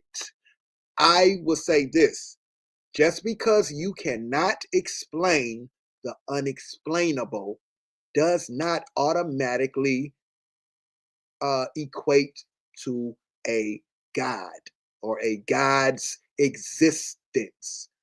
Just because you can't explain it does not equate to a God or a God's existence. A higher power. This is what I ask people. What is the purpose of this higher power? What is its purpose, and how can you prove to me what its purpose is? How can you prove to any of us what its purpose is? What is the purpose of the Most High? What is the purpose of the Source? What is the purpose of the Great Spirit? Whatever you call it, what is its purpose? And how do you prove to me that this higher power, Great Spirit, Source, Most High, or whatever you call it, said that this is its purpose? Because this is why I have a hard time believing in any of that. Because the same thing that goes on in this world while people believe in Jesus, Allah, Jehovah, Muhammad, all of that, the same exact things that's going on all over this world is going on while you believe in a higher power too, and a great source, and what else are they? The Most High. The world is still messed up, even though you believe in a higher power, even though you believe in a great source, even though you believe in a source, even though you believe in Jehovah, even though you believe in Allah. Under all of these entities, the world is still messed up. So what would be the purpose of the higher power? And how do we explain how do we prove what the purpose of this higher power or this Most High, how do we prove what the purpose is? Because the same things are going on under all of these titles. So to answer your question, I have no reason to believe in a higher power. But I'll say this to you too. That was a journey of mine too, right? Because after I left out of believing in religion, I went to just believing in God. But as I kept growing in spirituality and in my knowledge of self, and acknowledging the universe, acknowledging nature, acknowledging what's in front of us. Once I grew more into that knowledge and becoming more in tune with nature and understanding the things, water, wind, fire, like these things of life, it drove me more away from a belief in a God's existence. My key word there is existence. I said earlier, how do we not know that this God or this higher power, how do we know that his job is simply just to create? That's it. That's all. It doesn't communicate with you. It doesn't tell you anything. It doesn't talk to you. It doesn't show itself. It doesn't move. How do we know its only job is simply just to create? But somebody wrote in a book, a human wrote in a book and taught you to believe that there's something up there, out there, outside of you. Something told you to believe that there's something up there outside of you. Outside of you. What happens when you start to deal with what's inside of you? Talk to yourself. Listen to your higher consciousness. Listen to your, listen to what's inside of you. Look back at what your elders and ancestors did and how they maneuvered and how hard they worked in the universe to make things happen. At the end of the day, you still, no matter what you believe in, a higher power, a source, a great spirit, anything, you still have to get up and go out there and do the work. I'm gonna ask you a question just like I asked the believers, okay? The believers who believe in faith. If you were at a swimming pool and you saw a child drowning in that swimming pool and you can swim, you actually can swim to that child to save that child. What do? Do you put the work in and go get that child, save that child's life? Or do you sit there and you trust in the higher powers going to protect that child? Don't worry, the higher powers going to make that happen. Or I'm just going to stand here and have faith that the Lord is going to save that child. What do? I don't believe in a higher power. I don't believe in faith. I don't believe in Jesus. I don't believe in none of that. I'm going to go do the work. I'm jumping in that pool. I'm swimming to that child. I'm going to use my godly instincts and I'm going to go help somebody. I'm going to dive in that pool and I'm going to swim as fast as I can to save that child. Another example. In North Carolina, Raleigh, North Carolina, there was a little 6-year-old girl who went to church with her grandmama. This story sticks with me. This story has always stuck with me the day I ran across it. I never forgot this story. 6-year-old little girl, Raleigh, North Carolina, goes to church with her family. Now, I'm just asking you who believe in a higher power, a great spirit, anything. Like, this little girl went to church to praise the Lord with her family. She had to go to the bathroom. While she went in the church bathroom, while people were in the church praising the Lord, thanking Jesus. Now, we are told that this higher power, this Jesus, this God, the Most High, all of this, we're told that they are with everyone at all times. Okay? Now, that means, if we're going to believe this, that means the higher power, the great spirit, Jesus, Allah, Muhammad, whoever you believe in, that they're with the victim and they're with the victimizer too. If we're going to go along, everybody is everybody. Everybody would be everybody. So if you tell me that God is with everyone, the Most High is with everyone, there's a higher power out there. I don't know what the higher power's purpose is, but I equate it to maybe supposed to be like God or Jesus, right? Okay, let me check that out in just a second. Let me check this out in just a second. I'm asking the question, what would you do in that moment when you walk in there and there's a grown man in that bathroom taking the innocence of that little girl? Do you wait for the higher power?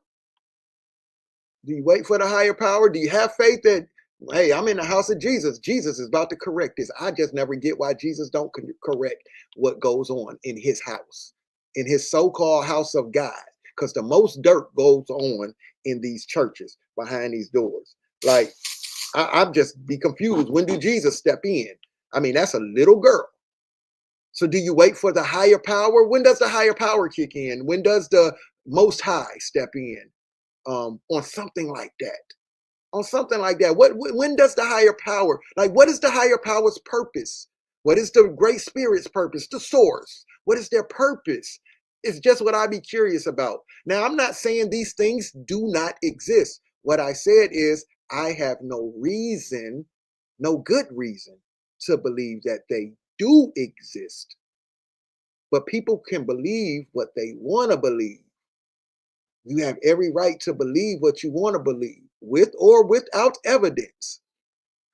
And a lot of people in religion believe a lot of things without evidence. Let me see what you said. Okay, so may I ask then, how did nature take form in your view? May I ask respectfully? Just try. So again, you asking me about creation. You're asking me about creation. I have no answer. I have no answer. However we were created is how we were created. That's not my argument. My argument is I do not believe in the existence. I told you that's the key word. Existence of a God or any gods. I can't answer about how a God created us or created nature. It did what it did. Again, I said, how do we know there's not a God here or gods here? How do we know that there's not a wind God, a grass God, a water God, a fire God, a people God, a male God, a female God, I don't know. You see what I'm saying? Like, nothing has been proven through religion. You've been told these things through a book humans wrote, literature that humans wrote. I can't explain to you creation. Nobody knows creation. Nobody has an answer about creation. But the difference between me and a believer is I'm going to tell you, I don't know. I have no answer for you. But a believer is going to tell you, so God so loved the world that he created this and he created that. Where did you get that from? You got that from a book humans wrote. Some human wrote that in a book and can't prove it. Some human wrote that. You know, and I hope I'm not answering that too harsh. This is why I was playing the video for him, because I like his delivery. I like his delivery. All I'm saying is you're listening to my perspective as a preacher's kid who couldn't get any answers and who's looking at reality and saying, yo, this don't add up. Because then you tell me your God can do anything. And when I call your pastors out to do a prayer challenge, and even your pastors is scared, but they can stand in church and play on y'all tops. They can play on y'all tops in the church house. Right? They can play on y'all tops in the church house and make y'all think people was getting healed. I ain't never seen the pastor lay hands on nobody who was blind and they began to see. And we can prove that they were blind and their sight came back. It's always a game. It's always some shit like cancer. Some internal shit we can't prove. But why can't we never watch God's work all together as a group? The way I blow that balloon up and I can't see that air. Why can't we do the same thing with Jesus and God and Muhammad and Jehovah? Why? Y'all go to the same hospitals as we do. Where's the faith at? Why don't y'all run to the church and fall to the altar when your son gets shot? When your daughter is violated, why don't y'all run to the church altar and lay that child before the altar? Yes, ma'am. If I was going to entertain a God concept, it would definitely be within, not outside of me. If I was going to entertain any God concept, and this is why I say people get mad at me when I say I can prove to you that I have done more to help humanity and the world than you can prove to me that your God has ever done anything. I know this is hard to hear me say. This is hard to hear anybody say because I'm speaking against your God concept. Well, let me let Papa Duck get back to his points. If it ain't about the money, if it ain't about having this and having it, why they want it so bad? Man, start using your head, dog. Start using your head. because it's getting ridiculous. I mean, ridiculous. Half of these people won't even, bro. You got people been going to church and wait a minute, one second. I got to show y'all something. Let me go back up to this comment because I did want to answer this comment. Did I highlight it? Okay, I didn't, but I know it was. I wanted to bring up to this comment to y'all because this sister was there. She was there in real time when this happened. I was on live. The brother 2K. Some of y'all know 2K. This is back when me and 2K used to do videos on religion and everything, right? The brother 2K was on live. And that brother, I ain't gonna lie. You know what? I might actually play his video because that nigga was fun. He had some funny videos on religion. And that's how, somebody, my cousin's girlfriend had put me on to 2K back then. That nigga got some funny videos on religion. And he does it in a comedy form. But it be the truth, like the shit he be saying, and when he be bringing out them Bible verses, and I liked his approach when he was doing it. Anyway, I can't find the comment from my sister DeWanda where she was talking about me on live with the young lady, on live.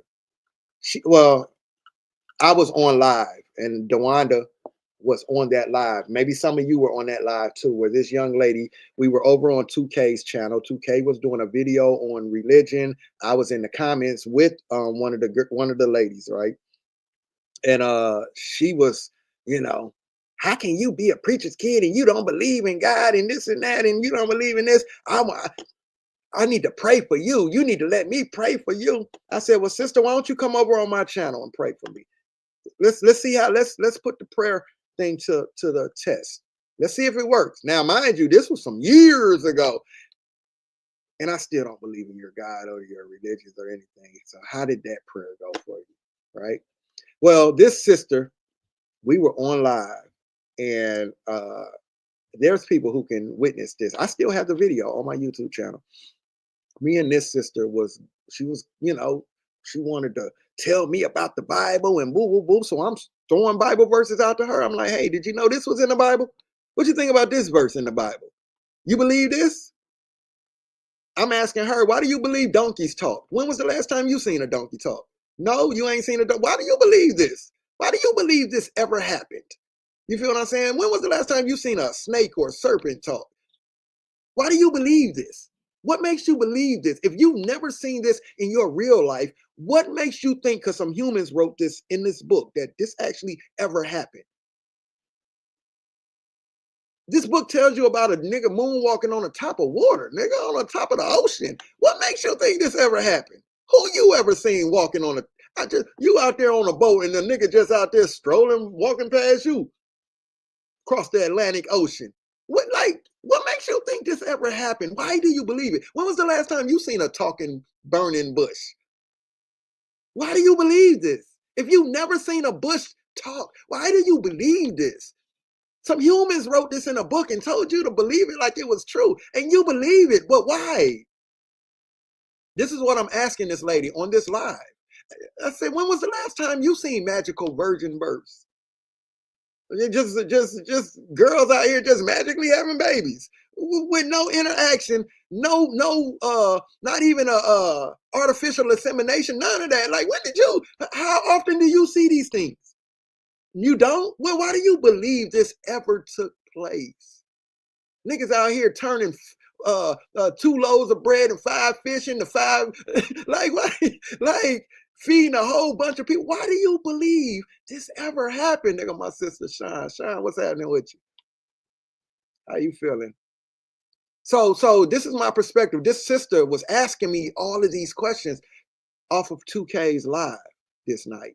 She came to my channel, and when I tell you, I was getting to her so bad because I'm not telling her what to think. I'm not telling her what to believe.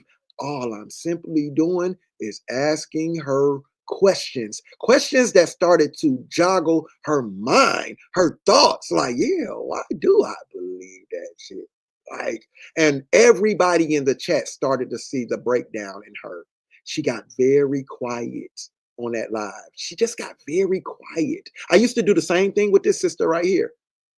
This sister right here, when I would talk to her, I never told her what to believe, what to think, I would ask her questions, or she would ask me questions, and I would tell her about me from my mental standpoint of why I don't follow religions or believe in the existence of any gods.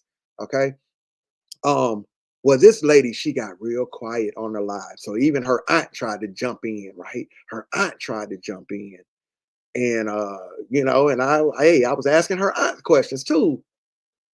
And she went quiet. And I let that lady pray for me.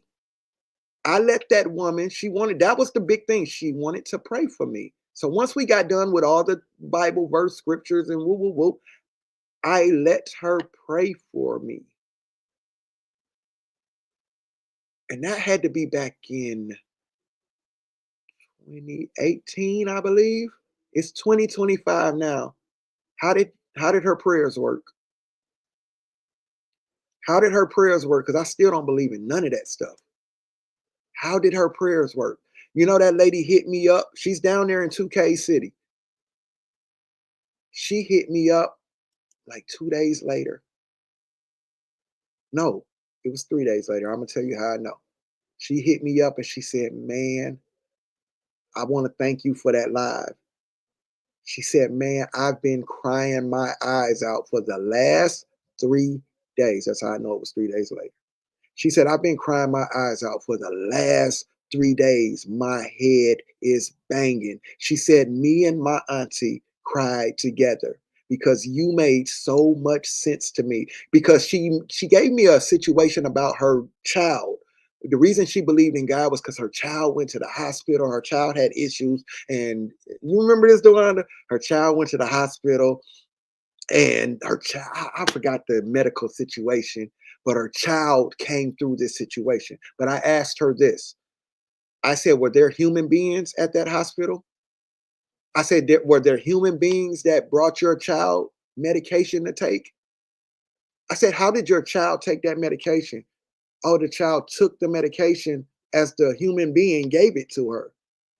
Okay, and the child had to swallow the medication herself, right? Okay. All right. So as time went on and your child continued this method of taking this medication that this human being or yourself as the mother fed this child, and this child had to swallow this medication themselves. And over time, it bettered this child. Where did God come in at here? Where was the God part at it? Because all you're telling me is human beings help nurse your child back together. Where did the God part come in? That lady cried her eyes out because, once again, there was nothing she could prove to me that told me it was an existing God that helped her. She showed me that there were human beings interacting with her child that helped her. Now, was there a God that intervened? I don't know. And she don't either. She just knows what she was taught to believe, that anything I can't explain, anything, when it comes to God, I can't explain. I just need to believe that it was God that did it. Yet she chose to ignore that she went to a hospital. She went to a building created by human beings called a hospital, took the ailing child into this facility full of human beings who have been trained to work on healing people, right? Yeah, that's all it comes down, because that's what it comes down to. She took this child to a facility full of human beings who were there trained to help ailing people. They help nurse this child back to health. They get no credit, but God, that she can't prove exists or was there anywhere, but just simply because she's been taught to believe a God did this. She believes a God did this. And it was an eye-opener for her. Because what happens to those people who don't believe in God, who went through the same situation or worse with their child, and they don't even believe in a God? And the God, and somehow they came through that same situation. What God brought them through if they don't believe in a God? These things only exist because you allowed them to exist. Renita, I don't know. Did you ask me something else? Did you ask me something else? So I love these kind of talks. I'll always keep an open mind. I'm just looking for truth. I've been done with any religion at this point. Listen, man, listen. I had to go through my journey too. I went from believing in a Jesus or trying to believe in a Jesus. And then you have to ask yourself, why Jesus? Why that God? I just asked somebody else at work, do you know there's 2 other religions that acknowledge Jesus Christ outside of your religion? What are they? What are those religions? They couldn't tell me. I said, there's 2 other religions, maybe 3. It might be actually 3, but 2 I know of, right? I asked them, 2 other religions outside of your Christian belief. What does Jesus, they acknowledge Jesus Christ, the same Jesus Christ that you acknowledge in your Bible. These other 2 religions also acknowledge your Jesus Christ. But what do they say about your Jesus Christ? Or what does Jesus say to you in those books? Do you know? They didn't know. They didn't know. Well, how did you get to this religion then? If you don't even know what Jesus is saying in the other 2 religions, there could be an actual message for you in one of those other 2 religions, or maybe there are steps in those other 2 religions. How you know Christianity isn't just a religion for you for the moment, and then you have to go to the next religion where the Jesus is acknowledged in that religion, and then the Jesus is acknowledged in the other religion. You don't even know that the Jesus acknowledged even exists in the other 2 religions, right? Nor do you know how they acknowledge Jesus in those religions, nor do you know if Jesus the Christ was saying anything to you in those other 2 religions personally. How did you get stuck here in Christianity? I don't know. Like, what's the other 2 religions? Well, I definitely know he's acknowledged in Islam. That's one religion. Jesus the Christ is acknowledged in another religion. They just don't believe the same thing you Christians believe about Jesus the Christ. They just don't believe the same thing. Another religion is Spiritism. What do they acknowledge Jesus Christ in Spiritism? What do they acknowledge? They acknowledge that you Christians believe in, they acknowledge that you Christians believe in Jesus the Christ as the Lord and Savior. They also acknowledge that Islamic people believe in Allah. They also believe that the Midwestern people believe in Buddha and all the other gods of those other religions, because Spiritism welcomes all religions. Exactly. Muslims just believe, they don't believe that he was the son of a God. They just believe that he was a prophet. See what I'm saying? But the fact that you don't even know that means you stopped somewhere. Somebody just wrote in a book, and because of the society you live in, you stopped there to believe in this religion.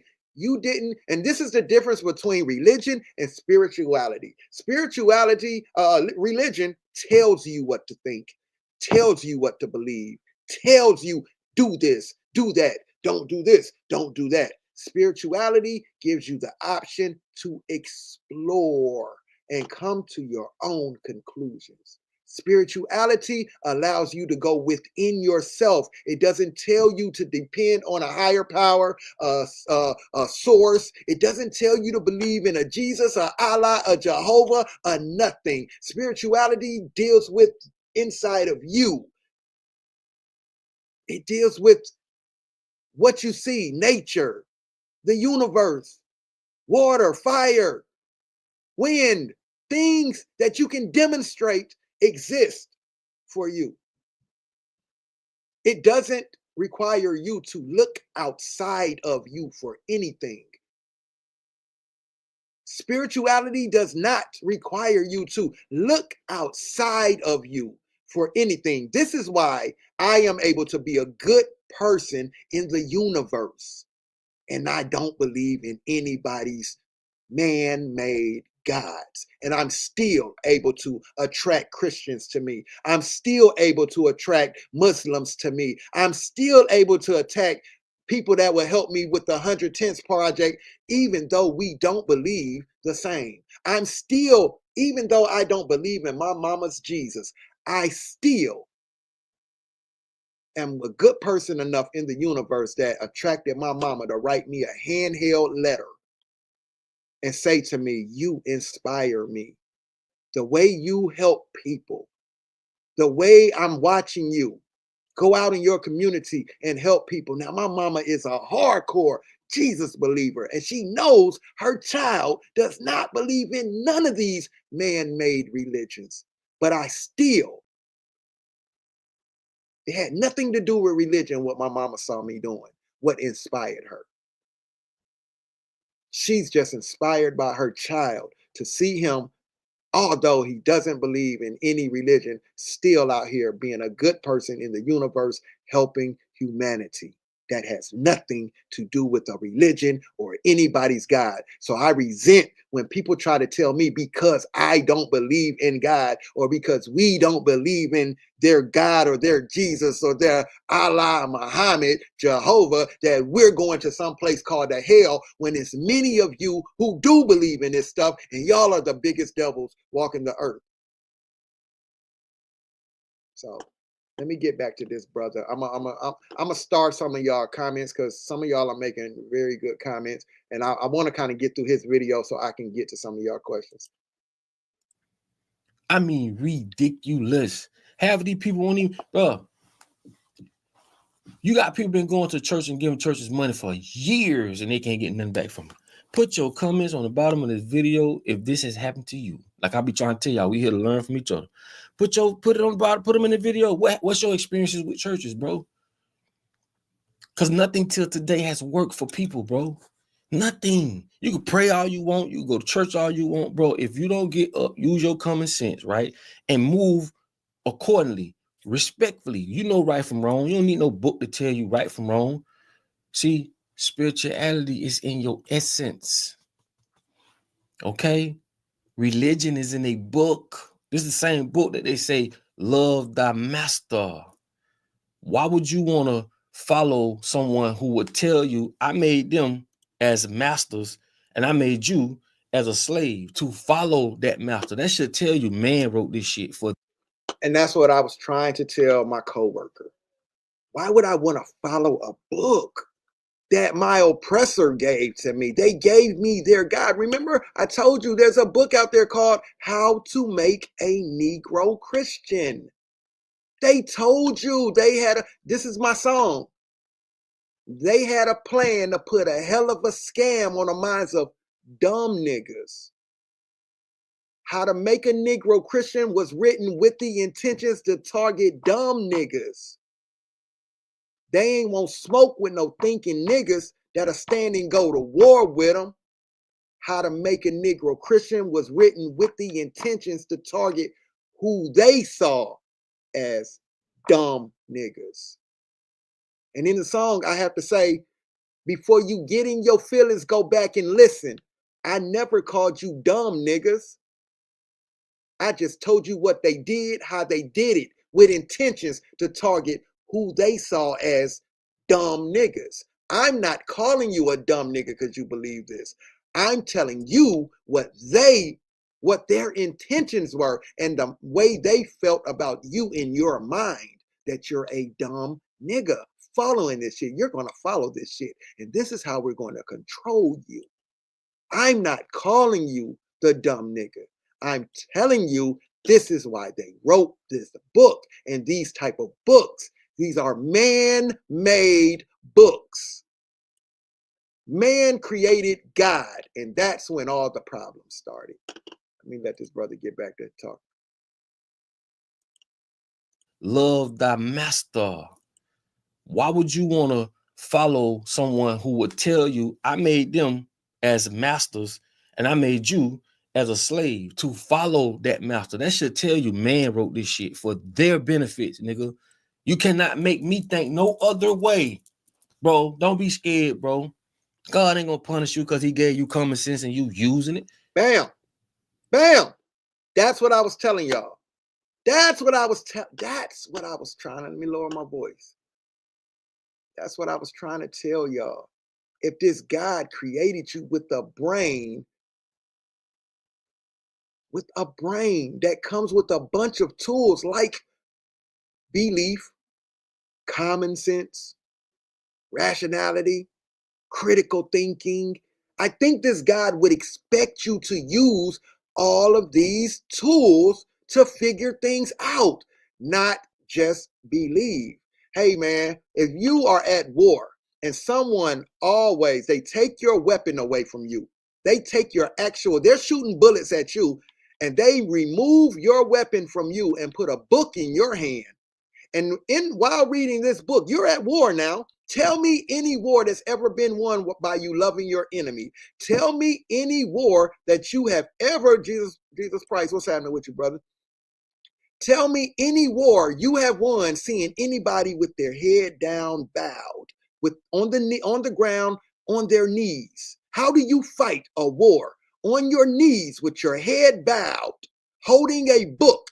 You don't have any weapon to fight this war but a book and your hope and faith, and you got your head bowed down while on your knees. How do you win that war? Your whole tribe is fighting with their head bowed down to the dirt on their knees, while people are actually shooting to harm you in war. Make it make sense.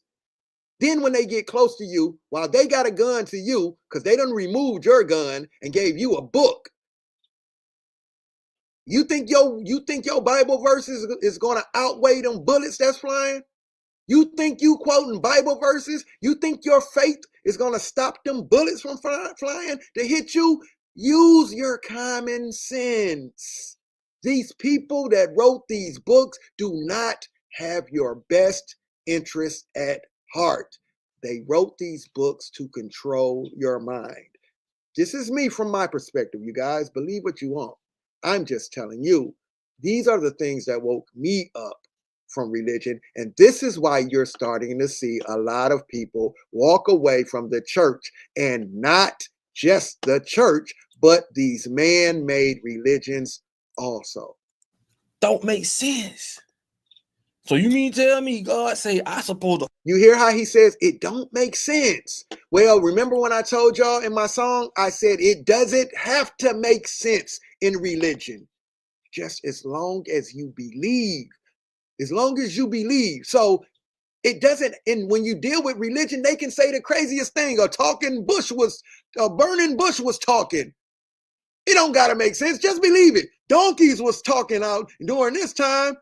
It don't gotta make sense. Just believe it. Magical virgin births. It don't gotta make sense. It's religion. Just believe. Don't use your critical thinking skills. Don't use the brain God gave you. Just believe. Donkeys was out here talking. Nigga, burning bushes was out here having conversations with niggas. Huh? Just believe it. It doesn't have to, never mind that it doesn't make sense that a whale swallowed a human being for 3 days and he sat inside the whale for 3 days, my nigga. Never mind it making sense. In religion, it don't have to make sense. All that is required is for you not to think and just believe. It doesn't have to make sense. I'm just saying. Common sense and you using it don't make sense. So you mean tell me God say I supposed to obey him, and he made all of us. You cannot, as a slave, you cannot worship the same God that your slave master worships. Hello. They have a book out there called How to Make a Negro Christian. written by, did I even finish that point? Yeah. There's a book out there called How to Make a Negro Christian, written by a real life slave owner before he died. He passed that book around to other slave owners and told them how to control these Negroes. Give them niggas a Bible. Use this religion. Give them their God. Give them their God. Give them their God to worship. We don't even believe in this God shit. But this is how we're going to control them. Make them think that this God is going to punish them if they don't obey your earthly masters, and fear them as you would Christ. That's how we're going to control them, guys. Hey, gang, I'm about to write this book, or I wrote this book called How to Make a Negro Christian. And this is how we're going to control these Negroes. We're going to condition their mind by controlling their God. Then they're going to love their enemy. Even when they wake up from this, they're going to not attack us, because this book is going to tell them, I'm going to put in this book in their face. It's going to say, love your enemy. Hey, black man. Hey, black people. Hey, we know you've been lied to. We knew you would eventually wake up. That's why we wrote it in that book, that there will be a great fall away one day. And people will stop believing this shit. And people will start leaving the church and start leaving these religions. We knew this would happen. But hey now, love y'all enemies. Remember, turn the other cheek. Huh? Forgiveness. Huh? You've been conditioned, remember? See what I'm saying? They had a plan to put a hell of a spell on the minds of dumb niggas. How to Make a Negro Christian was written with the intentions to target dumb niggas. They ain't won't smoke with no thinking niggas that'll stand and go to war with them. How to Make a Negro Christian was written with the intentions to target who they saw as dumb niggas. I'm not calling y'all dumb. I'm just telling you their intentions when they wrote these type of books that are being still sold today. It don't make sense. If you believe that and you go for that, that means by default, you're a fool. By default. That's all that means. God gave you common sense, man. You better use it. Don't let these people tell you, oh, God told y'all. I told y'all what a divine right was. Go look it up. A divine right. I'm going to tell you again. I'm going to keep telling you. What is a divine right? A divine right is where the monarchs, kings and the queens, said that God gave them authority to rule over people. Go look it up, goddammit. You think I'm just talking. Go look it up. Who the hell gave them the authority to rule over me? You done lost your motherfucking mind. Wake up, people. God ain't gonna punish you because you want to know the truth. These people lying to us, man. They been lying to us. How you think they control us? Because they control this. When the hell God told them they can rule over us? If I hit one of them in their mouth, get what they gonna say? Ouch, just like anybody else will. What makes them so different than us? Come on, bro. That's why I say, bro, this ain't for everybody. This ain't no disrespect, okay? But this is real. This is the real deal right here. And I love all people. I don't have a jealous bone in my body. I don't hate people. I love all people. You just ain't gonna trick me with that bullshit. That's it. Come on now. That's it. That's the only difference. That's the only difference, bro.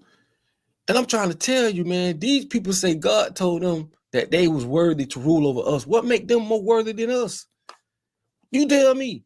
Go stop right there. Go look up, say divine right. What is a divine right? And when you see that, bro, that's going to answer all your questions right there. If you ain't afraid, if you ain't scared, they go the truth right there. Who I want to see the message. Like I said, what God faxed it to him, he texted it to him, two-wayed it to him. Exactly. That's the point I'm making. That's the point I'm making. Why do y'all believe some guy who created all of this intelligently designed stuff out here told somebody to write a book, y'all? Told somebody to write a book. Candy, what's happening with you, sis? What's happening? Why would you, as intelligently designed as your body is, just look at how intelligently designed whatever created you. How do you know there's not a vein God, an eyeball God, a tongue God, a teeth God?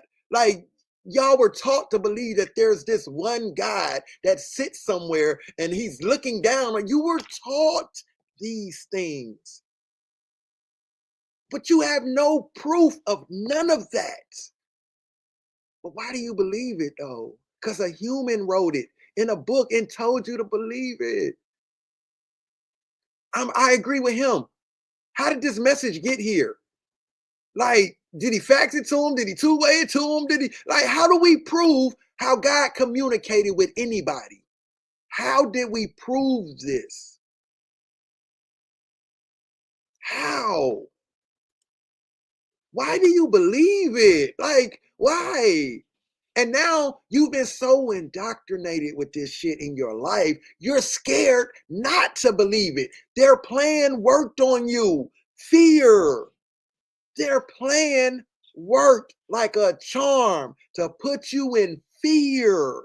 That got you out here running around here believing, forgiving people that's killing your fucking people. Oh, I forgive them because the Bible says forgive them. The Bible says this. The Bible. Some humans wrote that bullshit in a Bible. Let me lower my voice. Let me lower my voice because I don't want to sound confrontational. This is just me being passionate. How do we know a God ever spoke a word to anybody, especially to write a book? And the book says no one is to add to or take away from this book. Yet humans got hella versions out here adding to and taking away from this God's word. They don't even respect this God enough to not be afraid of messing with his word. That's how you know it's humans. This ain't no God writing this. These humans ain't scared of this God. But you Negroes are. You Negroes are terrified. You pray to the same God as the slave master. How does the slave pray to the same God as the slave master? That is amazing to me.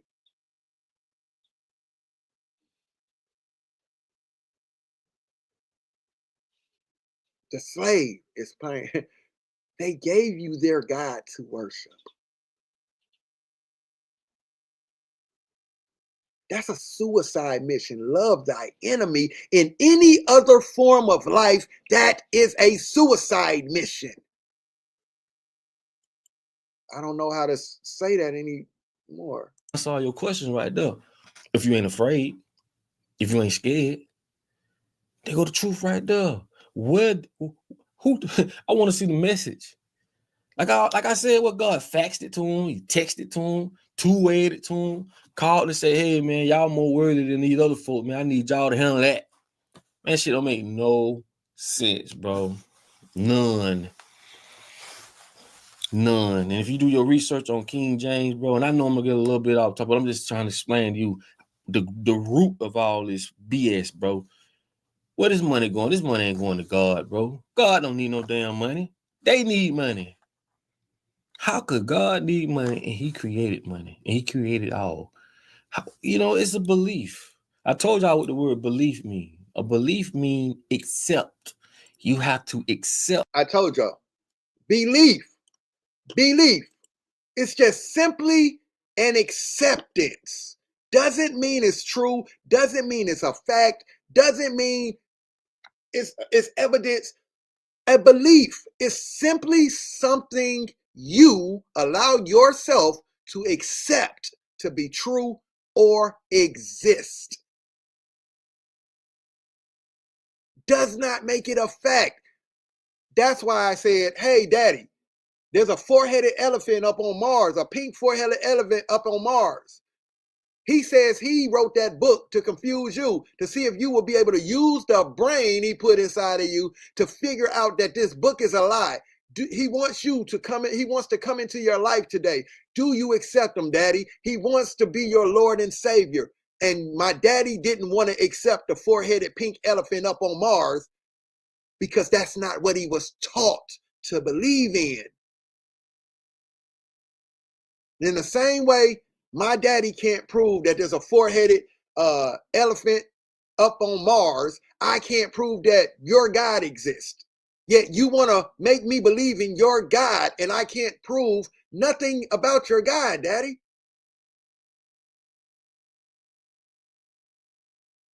And what could my dad say at that point? Dad, this is the exact point I'm making to you, Daddy. You want me to believe in your invisible God and your invisible Christian Freddy Krueger called a devil.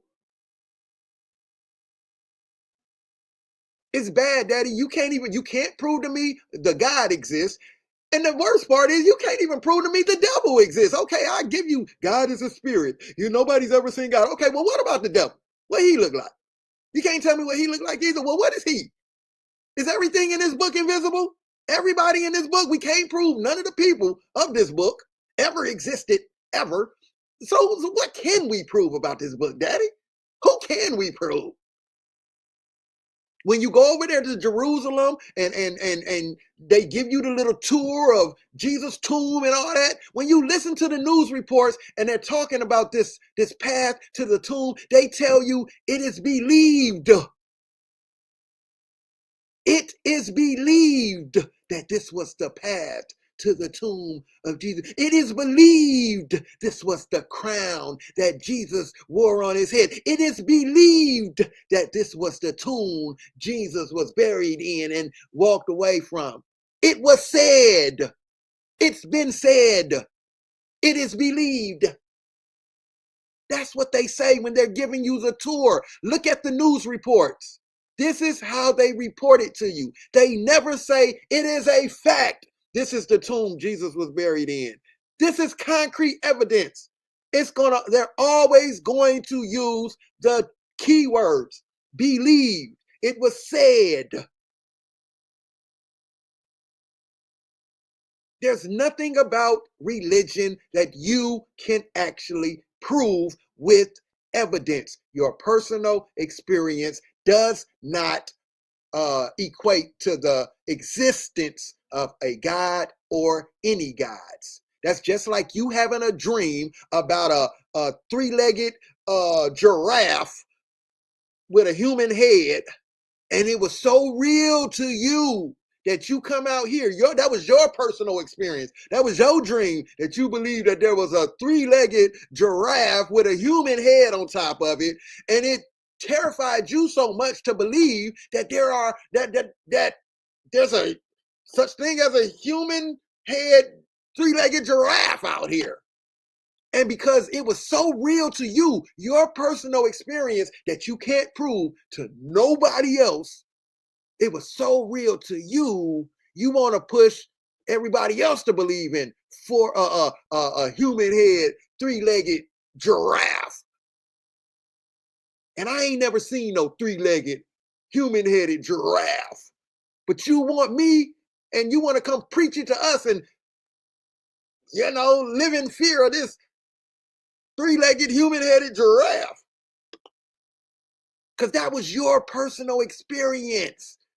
And you think we all should believe in your personal experience. I didn't experience your personal experience. Ain't a group of 5 of us ain't never seen no three-legged giraffe run by us with a human head on it. For us all to, at the same time, agree, we all seen that shit.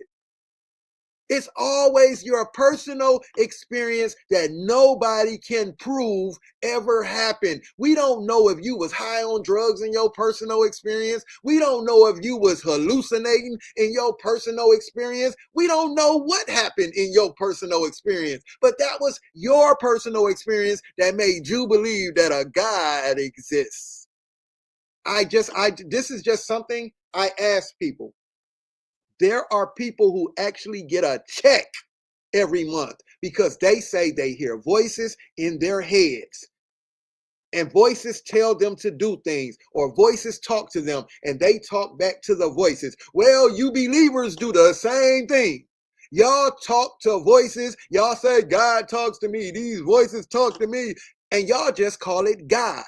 The people in the 13th floor Grady down there they just didn't say it was God. They might have got off if they said it was God. They might have got off if they said it was God.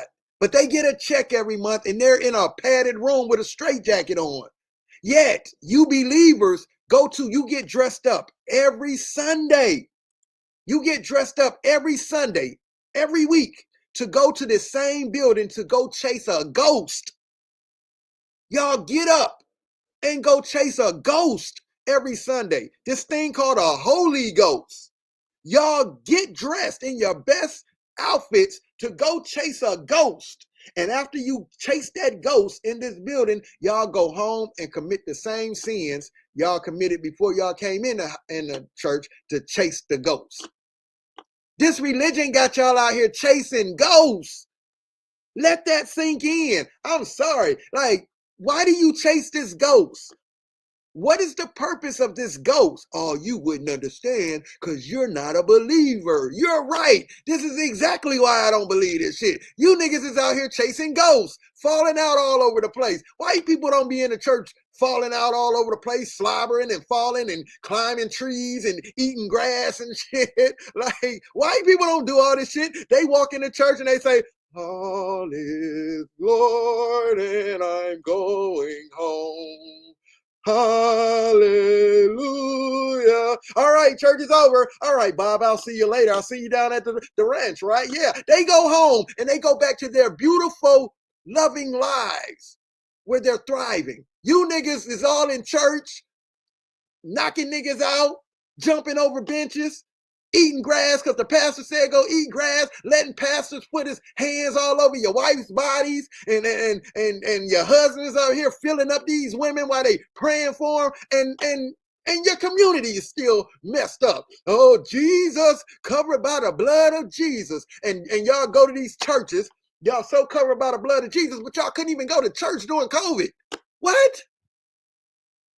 Let me lower my voice. Y'all couldn't even go to church during COVID. The pastor said, hey, my God is bigger than any COVID. My God is greater than any COVID. We gonna have church. Nigga down there in Kentucky, they all caught COVID. I know that's not funny. I'm just saying, what happened to being covered in the blood of Jesus? It's all cap, y'all. It's cap. It's feel good. What about the bishop down there? Was it Kentucky too? The bishop came out and he died behind COVID. Told the world, I don't believe in no COVID. I believe in God. And he died right behind that statement. It's cap, y'all. It's cap. But this is just me through my perspective, y'all. I'm not telling y'all what to think. I just hate when we push this shit on our children and we stop them from critically thinking. And this is why they go around believing in COVID and believing their life is over because the television tells them what to believe. Oh, yo, man, like starts with religion, man. Religion controls us and teaches us not to critically think. We do not critically think in any other form of life, in any other time in life, except for when it comes to religion. Anything or anybody that wants you to not use your brain to think and just wants you to believe does not have your best interest at heart. Let me let him finish up. You know, it's a belief. I told y'all what the word belief means. A belief means accept. You have to accept something. Doesn't make it true. Doesn't make it false. It just makes you accountable for believing this because you accepted it. You accepted it with no research. You accepted it with no rebuttals. You just accepted it. And that's what they want. They want people to shut up, do as I say, don't ask no questions. Because if you go ask an old person anything about God, well, you are outcast. Only because fact. they've been brainwashed too. Mm-hmm. Now you got these churches asking you for this money. Where it's going? Huh? I'm gonna say something and I'm gonna let y'all go. I know it's a touchy topic, but don't think no different to me, boy. I love all, bro. And like I say, I have that real true spirit in me. You understand me? And I'm just being honest with y'all. I'm just being straight up with y'all. Dr. Umar says something. I'll never take credit from him saying that. He said churches will take in money on Sunday, go take it to white banks on Monday, loan that same church money out to white developers just to come to the hood and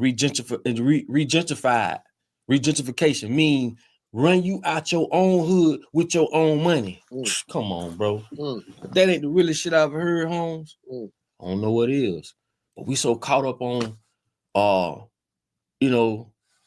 the religion, and they told us this and that's gonna happen, and bro, it ain't happened yet. You know what God gonna say when he see you? It ain't happened yet. Golly. Jesus been soon to come since they wrote that book. Like, y'all been saying that before my grandmama was here. Before her grandmama was here. Y'all been saying this, Jesus is soon to come forever. Like, that ain't soon. If that's soon, I mean, I don't know, man. Like, at what point do we change the definition of the word soon? Jesus been soon to come. At what point do you just be like, man, this nigga like a deadbeat daddy. He ain't coming.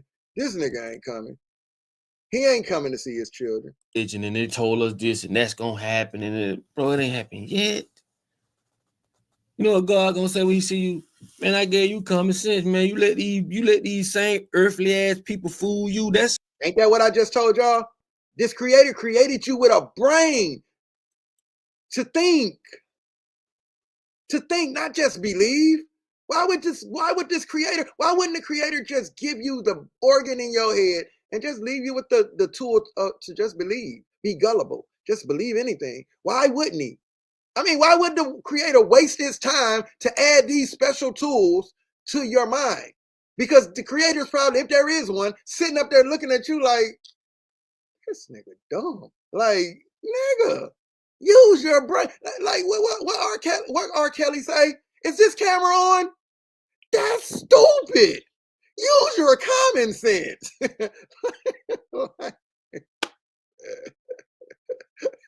R. Kelly was like, that's stupid. Use your common sense. But when it comes to religion, there is no common sense. You don't use common sense because common sense would lead you to think logically. It would lead you to critically thinking. The common sense is going to lead you to the other tools that's going to tell you this don't make sense. Anybody that doesn't want you to think for yourself does not have your best interest at heart. These man-made created religions were created to control the mind of the masses, not just black folks, not just melanated folks, not just us, not just poor people, the world, the whole wide world. Happening, bro, it ain't happened yet. You know what God gonna say when he see you? Man, I gave you common sense, man. You let these same earthly ass people fool you. That's on you. That's on you. And if you do your history, and I give y'all the words, go look up a divine right. Go look up a papal bull. What is a papal bull? That's what a pope gave other settlers or discoverers, right, permission to go to other places and to steal, kill, pillage, subjugate, and most importantly, convert to Christians. Man, use your head, man. It's just right now, man, the church is the new hustle. And a lot of black folk, man, that you know that's, like I say, that's just taking people's money. You can feel their spirit. It's not just the church, though. It's not just the church. We heard a guy get on here and tell the world he wanted to help feed the homeless. And he used the same tactics the preachers use. He preyed on gullible minds, people that he felt like he could control, manipulate. It's not just the pastors doing this. You got these dudes coming over here into this spiritual or this conscious community, and they're just changing words around. They're giving up Jesus, and they bring you the black woman's God, sister. Yeah. Peace, family. Peace and love. Rise, family. They bring you all these little special words with their funny hats and costumes. They done left the church scamming the people. Then they move over into the so-called conscious community where niggas is supposed to be conscious, but these niggas just as low vibrational as the people in the church. This is why you have to find the God within you. And you have to move with the God inside of you. If I was to entertain any God concept, it would be dealing with inside of me, telling me how to move. And I don't need no relationship with some shit outside of me. I'm looking for some invisible entity outside. Those of you who are just following this stuff, you feel the same way I feel, but I'm going to follow this just in case, though. Just in case. You don't think that if your God sees everything, you don't think that your God sees your just in case faith? You don't think your God sees you playing games like you just on some just in case shit? You don't really believe this shit, but just in case, you on some just in case shit? You don't think, like, you don't give your God enough credit. This is why I side eye y'all. You don't think your God knows that you're just in casing your way through? You don't really believe this shit, but just in case, and this is what they call Pascal's wager. This is what they call Pascal's wager. You can go look it up. This is where just in case.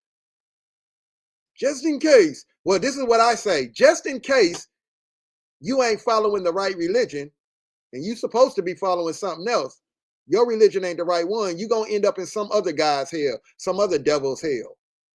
You're going to end up in the hell of some other religion because you didn't choose the right religion. You thinking you're supposed to be a Christian and you're really supposed to be a Muslim. Just in case, I'm gonna go with this Christian belief. Well, just in case you should have been following Islam.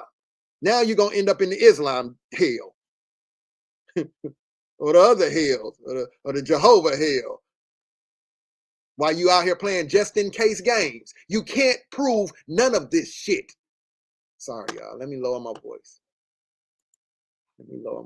Just taking people's money, you can feel their spirit. Like I say, smaller churches, they do a lot for people. They will pay bills. They will do things. But the bigger the church, the bigger the scam. Don't get mad at me, dog. I'm a real one, dog. Come on, man. Talk your shit. I came up on the same lies y'all came up on. Me too. I just ain't going for that, man. Me too. It just don't make sense. Don't make sense. God ain't gonna tell you to worship now another man and call him master. And they reaping all the benefits. And man, that shit don't make no sense, bro. None. And I know a lot of people gonna feel like, damn, you this, you. No, bro, I just ain't scared, homie. We all gonna have to die one day. I'm not afraid of that, man. You ain't finna tell me, oh, it's you pissing on my head and tell me it's raining. Come on. I'm not one of them ones, dog. Come on. As long as I've been doing these videos, y'all already know, bro. I don't do that. But that's what happens. People able to do that to you when you just out here believing. They able to piss on your head and tell you it's raining because that's what they told you to believe. And you're already indoctrinated in believing. You're not set up. Your mind isn't set up to critically think when it comes to religion. So people can piss on your head. The pastor can piss on your head. The pastor can play with your children. The pastor can fuck on your wife. The pastor can fuck on your daughters. The pastor can touch this and touch that. The pastor can sit back in the office and run a train on the whole choir. You know what I'm saying? The pastor can be out here messing with little boys. And he can tell you, family, I'm sorry. I have sinned. I have sinned. But one thing I know is as long as I repent, the Lord has my back. And I need you, family. I need you to accept that God has forgiven me for my sins. Jesus died on the cross for our sins. And I was covered in the blood when I was touching on them children. But as long as God has forgiven me, I know my congregation will too. And all of y'all gonna stand up and cheer. Yeah, Pastor. Yeah, that's right, Pastor. Hallelujah. Glory. Yeah, thank you, Jesus, Pastor. Oh Lord, I love my pastor. I love. Yeah, that's how they able to piss on your head and tell you it's raining. Because you were taught to believe and forgive. It's crazy. In them ones, dog. As long as I've been doing these videos, y'all already know, bro. I don't do that, dog. I respect whoever, however. But like I say, you gotta give respect to receive respect. And it just don't make sense. We've been fucked up for a long time, homie. Long time. And this is the data era, bro. And that's what I'm saying. We so loyal to Jesus. And we still at the bottom of the barrel in certain aspects. Still can't, get the respect we supposed to get out here. Y'all still out here crying about systematic racism and the white man. Y'all still out here crying about oh, we're oppressed. Oh, we're so oppressed. Well, when do Jesus step in for y'all loyal Jesus people? I'm just saying, because the white man prayed to Jesus too. And he's doing all right. And y'all are crying about the same nigga that gave you his God. Y'all are crying about the same white man that held y'all in slavery. Y'all are crying. They pray to the same Jesus you pray to. The nigga sent you a Jesus boat to enslave you. When do Jesus start stepping up for y'all? When do Jehovah start stepping up for you Negroes? When do y'all start getting these churches out y'all community and start building up yourselves? When do y'all start tearing down these buildings and start hiring your own contractors and start building up your communities? When do Jesus send y'all some contractors? When do Jesus send y'all some doctors that work in y'all favor? When do Jesus send y'all some judges? When do Jesus send y'all a president? When do Jesus get y'all tribes back together? When do Jesus start working for y'all loyal Jesus folks? That's all I'm saying, y'all. That's all I'm saying. My Lord. Up for a long time, homie. Long time. And this is the data era, bro. There's so much information out there. Like I told y'all, and I'm gonna say this and I'm gonna let y'all go. If the book that they give us, y'all know what it is, right? If the book that they give us to read as the Bible, with all the different edits and regurgitated information, and they change it as the world evolves, they change it as they see fit. If that book gave Black people or people in general any type of significance to help them out of their current conditions, they would have never introduced that book to us. Okay? Y'all worried about the Bible, but you don't understand. The Vatican have what they say 50 miles underneath the Vatican library full of books you will never see. Astrology, numerology, gematria, you know what I'm saying? Etymologies, different books with real shit in it. They'll never give you. Wow. This is how I say you will never know your enemy, because your enemy look like the person that you worshiping. I know this some deep shit. Yeah, that's deep. Yeah. And I hope I don't lose y'all respect. That's deep right there. But I'm just being real with you, bro. I'd rather go out of real one than go out of fake one. I'm with you, Duck. And I still love you, bro. I'm with you, I Duck. do. But I'm telling you, bro, there's some things I can't say on this motherfucker. But I'm telling you, use your common sense, bro. The Vatican got 50 miles of nothing but a library full of things that they've stolen, right? They'll never introduce you to these things, man. Do your research on the gray pope, the white pope, and the black pope. A lot of people ain't even know it was 3 popes. Hey, stop. Don't involve yourself in stuff you don't know nothing about. You don't know nothing about voting. People don't know about what a Democrat is. What is a Republican? They don't know. They don't. You can look right on the back of the dollar. The dollar bill has so many Egyptian, well, I don't want to say Egyptians, but Kemetic, right? From Kemet. Symbolisms. Why? Why do one nation want to copy and steal from another? All them symbols you see, the bird, people don't know what they represent. If you look at the pyramid, you see at the top, that's the all-seeing eye. I mean, they see everything. 13 steps, 13 colonies, 13 families, and the number 13, you got to understand what the number 13 means. You got 13 steps. If you look at the bird, the eagle, if you look in the palm of his feet, it's got 13 arrows, 13 olives. If you look at the flag, it's 13 stripes, 32 feathers on one side, 33 feathers on another side. This is some Masonic shit. The little owl in the corner of the dollar bill means you get caught up in the web, meaning owls can see in darkness. You see who got an owl as their logo as a rapper? Drake.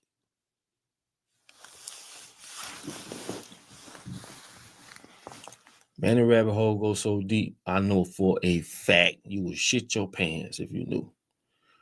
Okay? Again, hope I ain't lose your respect. I hope you still rocking with me. I love all, bro. When I pray to the ancestors, I ask them to use me as a vessel. I'm not here to wear Jordans. I'm not here to be standing in line trying to get the new iPhone. None of that. Use me as you see fit. Let me serve my pure purpose while I'm here. And this is why I don't fear nothing, okay? Understand that. And if you made it to the end of this video, thank you. Yeah, I said the same thing. Listen, put your comments on the bottom of this video, the experiences that you've had in churches and dealing with people. Don't be afraid, bro. God ain't gonna hurt you or punish you. He bring you to the light. You seen this video for a reason, okay? Stop trying to be of the world, okay? Because these people, they have an agenda. Look what they just did to California. Look how much money they gave the victim, $770. The fuck they gonna do with that? And these people lost it all. I said the same thing, Jesus Christ. I did. I ain't gonna lie. Something, that's why I said everything I don't agree with. Not everything, okay? I don't agree with everything. I wanted to show y'all something, right? So before we started, I showed y'all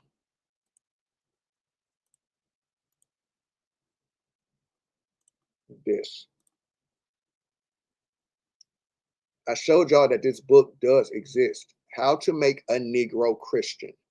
I try to show people this. Enoch, what's happening with you?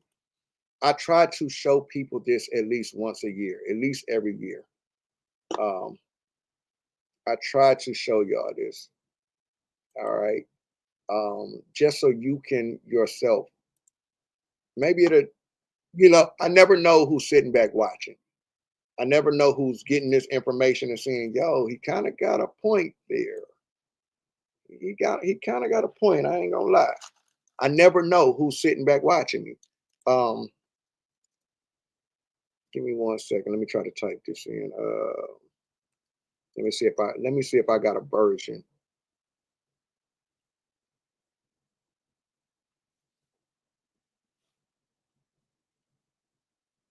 Okay, I got a version of Dumb Niggas on here. I just don't know how it sounds because I re-recorded it. All right, let me play this for y'all right quick. I'm not sure how this sounds because this might have been one of the earlier, me recording this earlier, but I want to play this song for you, so you can see what I was saying.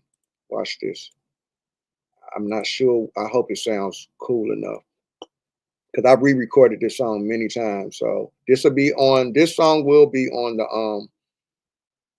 when I release all the songs on Audio Mac February 21st.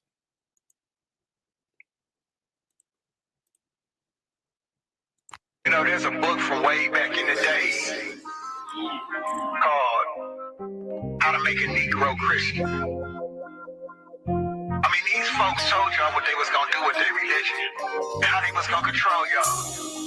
The plan was control your God. They was gonna control your mind. Shit's working like a charm.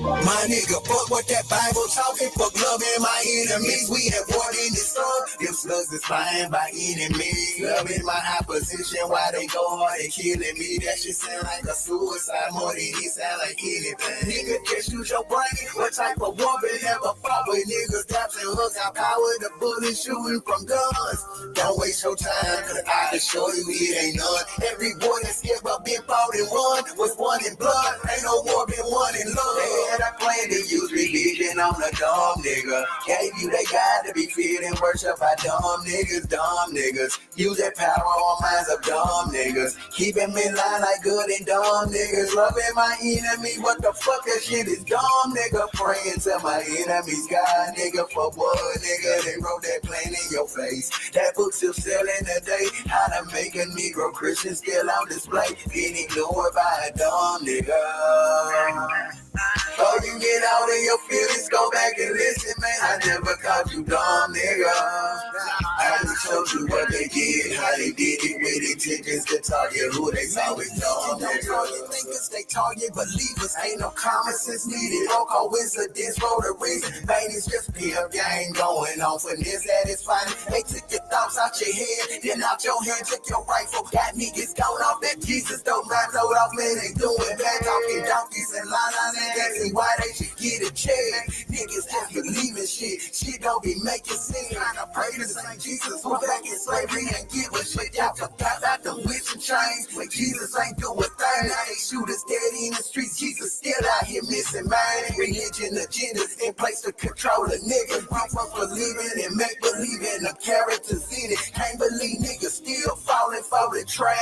I be trying to drop these jewels, hope I make a flash. Have a nigga wake up, when we wake up till I'm dead. Get the fuck away from the greatest scam ever been on the man. That's the poison of religion. Tags, my ass niggas program nigga vision. To love and forgive our enemies. Head bow down on me. Ain't no time I'm going to war talking about hugging and kissing and the bullets I'm gonna let fly, won't fly from books full of script. They had a plan to use religion on a dumb nigga. Gave you they God to be feared and worshipped by dumb niggas. Man, I'm talking dumb niggas. Use that power on minds of dumb niggas. Keep them in line like good and dumb niggas. Loving my enemy, what the fuck, that shit is dumb nigga. Praying to my enemies, God nigga, for what nigga? They wrote that plan in your face. That book still selling today. How to make a Negro Christian still on display. Being ignored by a dumb nigga.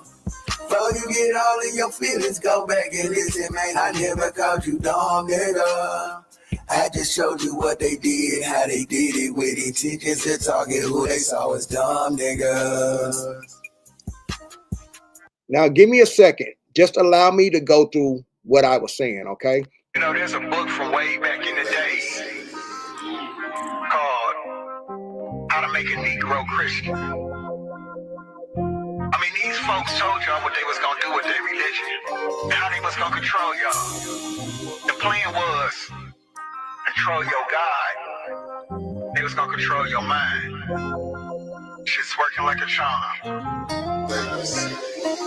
My nigga, fuck what that Bible talking, fuck loving my enemies. We have war in this song. Them slugs is flying by enemies. I say, my nigga, fuck what that Bible talking, fuck loving my enemies. If we at war, then it's up. Them slugs is flying by any means. Loving my opposition while they go hard at killing me. Loving my opposition while they go hard at killing me. That shit sound like a suicide more than it sound like anything. That shit sound like a suicide more than it sound like anything. Nigga, just use your brain. What type of war been ever fought? Nigga, just use your brain. What type of war been ever fought where niggas daps and hugs our power, the bullets shooting from guns? Niggas daps and hugs our power, the bullets shooting from guns. Don't waste your time, cause I assure you it ain't none. Every boy that's ever been fought and won was won in blood. Don't waste your time, Because I assure you it ain't none. Every war that's ever been fought and won's been won in blood. Ain't no war been won in love. Love my enemy. What you talking about? Ain't no war ever been fought and won in love. Every war's been won in blood. Ain't no war been won in love. They had a plan to use religion on a dumb nigga. They had a plan to use religion on a dumb nigga. Gave you their God to be feared and worshiped by dumb niggas. Dumb niggas. Use their power on minds of dumb niggas. Keep them in line like good and dumb niggas. Loving my enemy? What the fuck? That shit is dumb, nigga. Praying to my enemy's God? Nigga, for what, nigga? They wrote their plan in your face. That book still selling today. How to Make a Negro Christian still on display. Being ignored by a dumb nigga. Gave you they God to be feared and worshiped by dumb niggas, dumb niggas. Use that power on minds of dumb niggas. Keep them in line like good and dumb niggas. Loving my enemy, what the fuck, that shit is dumb nigga. Praying to my enemy's God, nigga, for what, nigga? They wrote that plan in your face. That book still selling today. How to Make a Negro Christian still on display. Being ignored by a dumb nigga. Before you get all in your feelings, go back and listen. I never called you dumb, nigga. I just told you what they did, how they did it, with intentions to target who they saw as dumb niggas.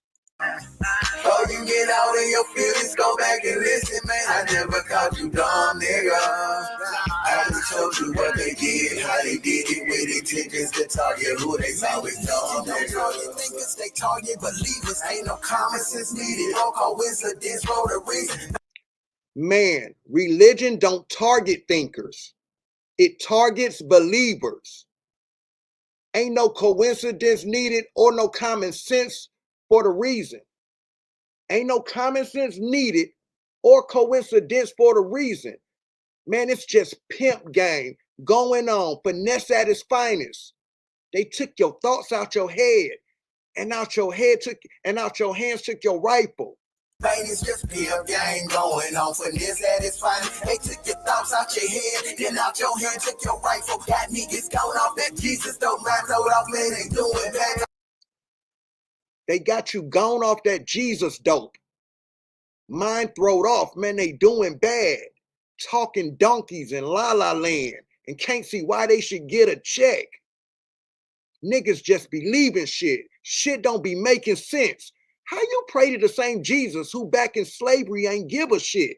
Talking donkeys and La La Land, can't see why they should get a check. Niggas just believing shit. Shit don't be making sense. Trying to pray to the same Jesus who back in slavery ain't give. What y'all forgot about them whips and chains? When Jesus ain't do a thing. Now they shoot us dead in the streets. Jesus still out here missing, man. But y'all forgot about the whips and chains. When Jesus ain't do a thing, now they shoot us dead in the streets. Jesus still out here missing, man. Religion agendas in place to control a nigga. Religion agendas in place to control a niggas. Grown folks believing in fairy tales and the characters in it. Grown folks believing and make believing the characters in it. Can't believe niggas still falling for the trap.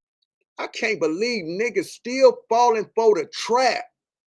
I be trying to drop these jewels, hope I make a flash to help a nigga wake up. When he wake up, tell him dash. Get the fuck away from the greatest scam ever been known to man. That's the poison of religion. I be trying to drop these jewels, hope I make a flash. Help a nigga wake up, when he wake up, tell him dash. Get the fuck away from the greatest scam ever been known to man. That's the poison.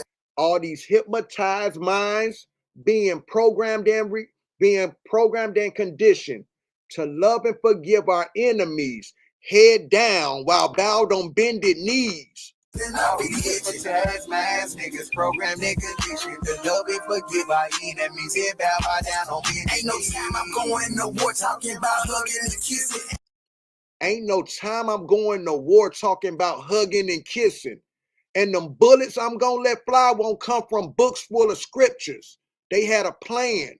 They had a plan to use religion on a dumb nigga. gave you that God to be feared and worshiped by dumb niggas. Man, I'm talking dumb niggas. Use their power on minds of dumb niggas. Keep them in line like good and dumb niggas. Loving my enemy. What the fuck? That shit is dumb, nigga. Praying to my enemy's God. Look at that picture right there. Praying to my enemy's God. Nigga, for what, nigga? They wrote their plan in your face.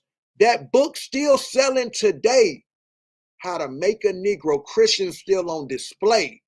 Being ignored by a dumb nigga.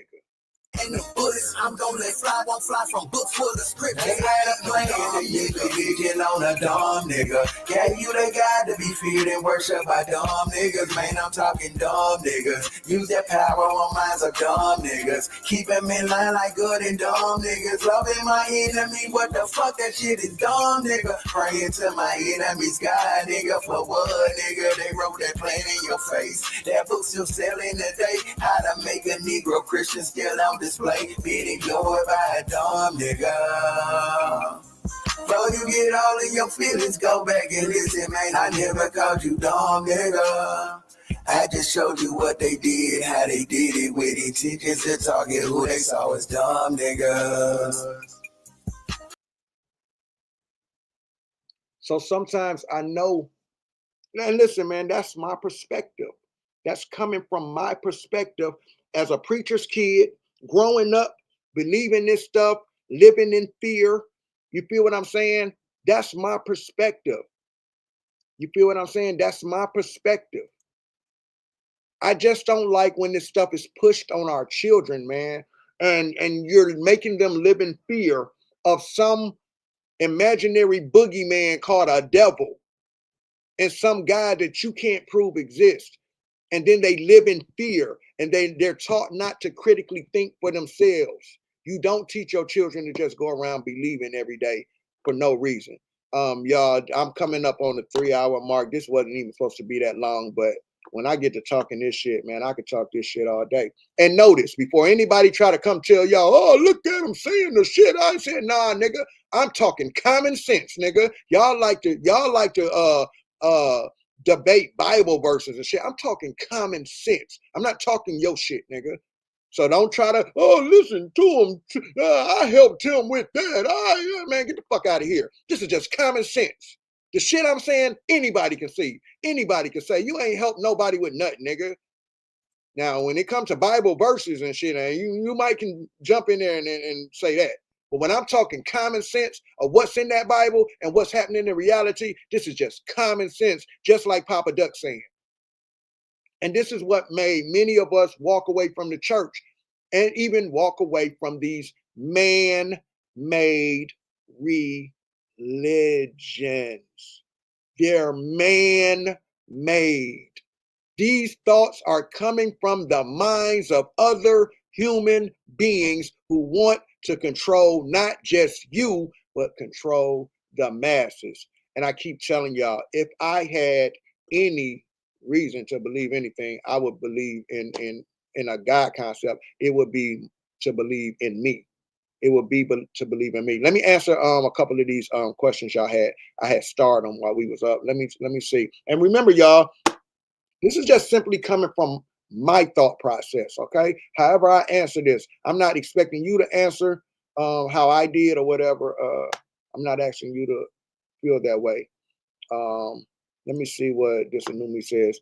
Even if there was a God, how do we know that God has our best interests at heart? Facts. Seeing all the evil and suffering in the world, my question to a God would be, why won't you just kill the devil? Well, I'll show you why he won't kill the devil. Give me 1 second. Give me 1 second. I'm going to show you. Give me 1 second. I'll answer that question with this. 1 second. Let me pull it up.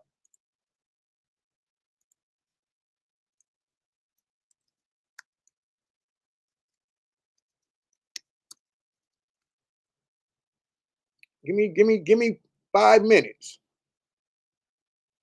Pay attention to this. This is why he won't kill the devil, okay?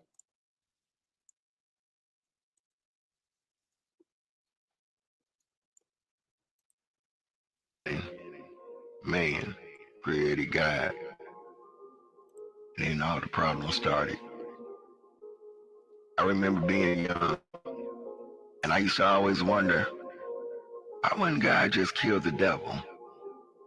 And as I got older, that's when I learned balance. If there's an up, then there's gotta be down. If there's an in, then there's gotta be out. If there is joy, then there's gotta be pain. If there's a sun, then there's gotta be rain. If this sounds familiar, then look all around you. Balance is everywhere. Even your Bible, I got some truth that might bring some folk pain. This is the universe, yin and the yang. The truth gon' still always be truth, good or bad, when it's all done and finished. That's just the real deal fact of life. We're dealing with truth, when that truth don't show up when it's ready.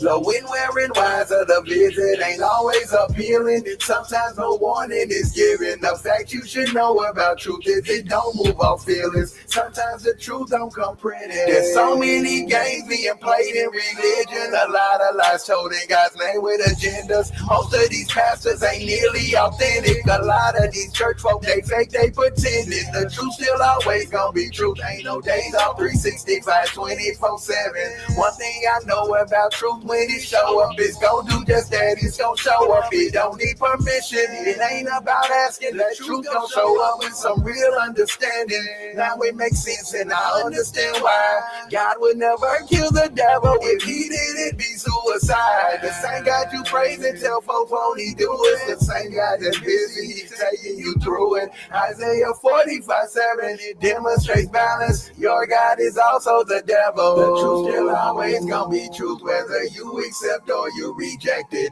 Whether you try to ignore it, go hard to avoid it, run fast away from it or toward it. The truth gonna be truth. The truth still always gonna be truth. If you ready or not, it's still coming. Some people's problems and issue with facing the truth, but sometimes you don't have to. The truth will pull up and face you.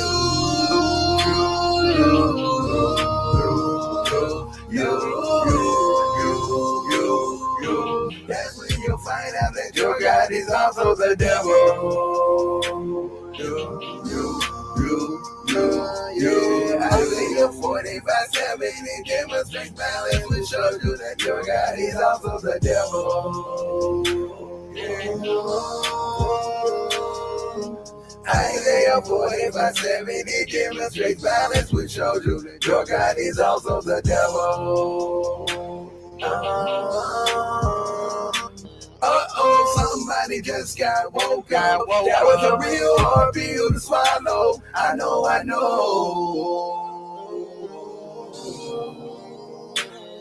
Why you still trying to pray for me? Just know respectfully, I'm gonna think for you. Somebody just got woke up. That was a real hard pill to swallow. I know.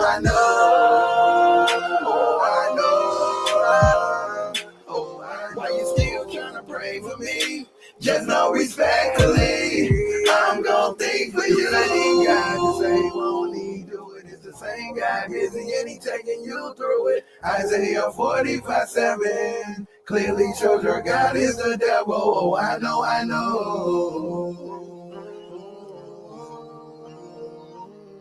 Why you still trying to pray for me? Just know respectfully, I'm gonna think for you.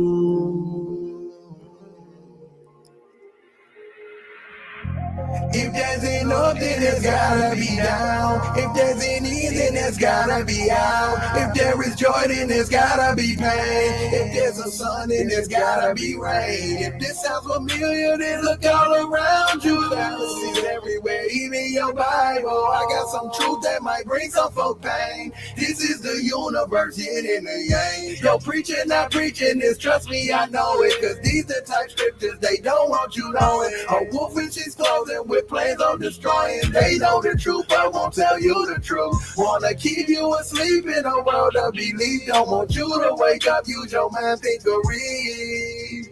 Cause then clearly you'll see the truth for yourself. Your God is also the devil.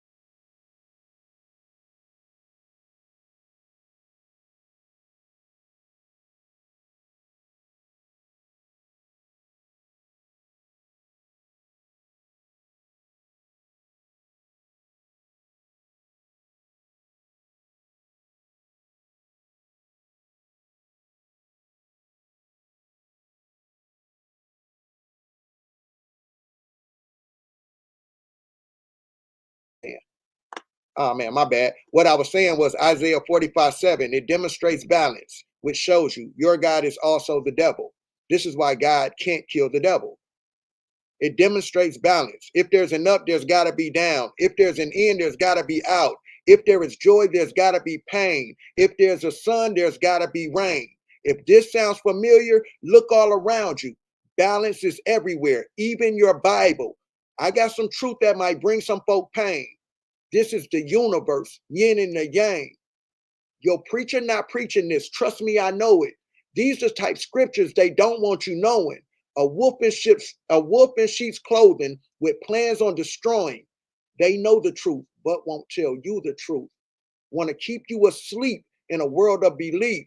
Don't want you to wake up, use your mind, think, or read. Because then clearly you'll see the truth for yourself. Your God is also the devil. Isaiah 45:7. It demonstrates balance, which shows you your God is also the devil. For the sister right here,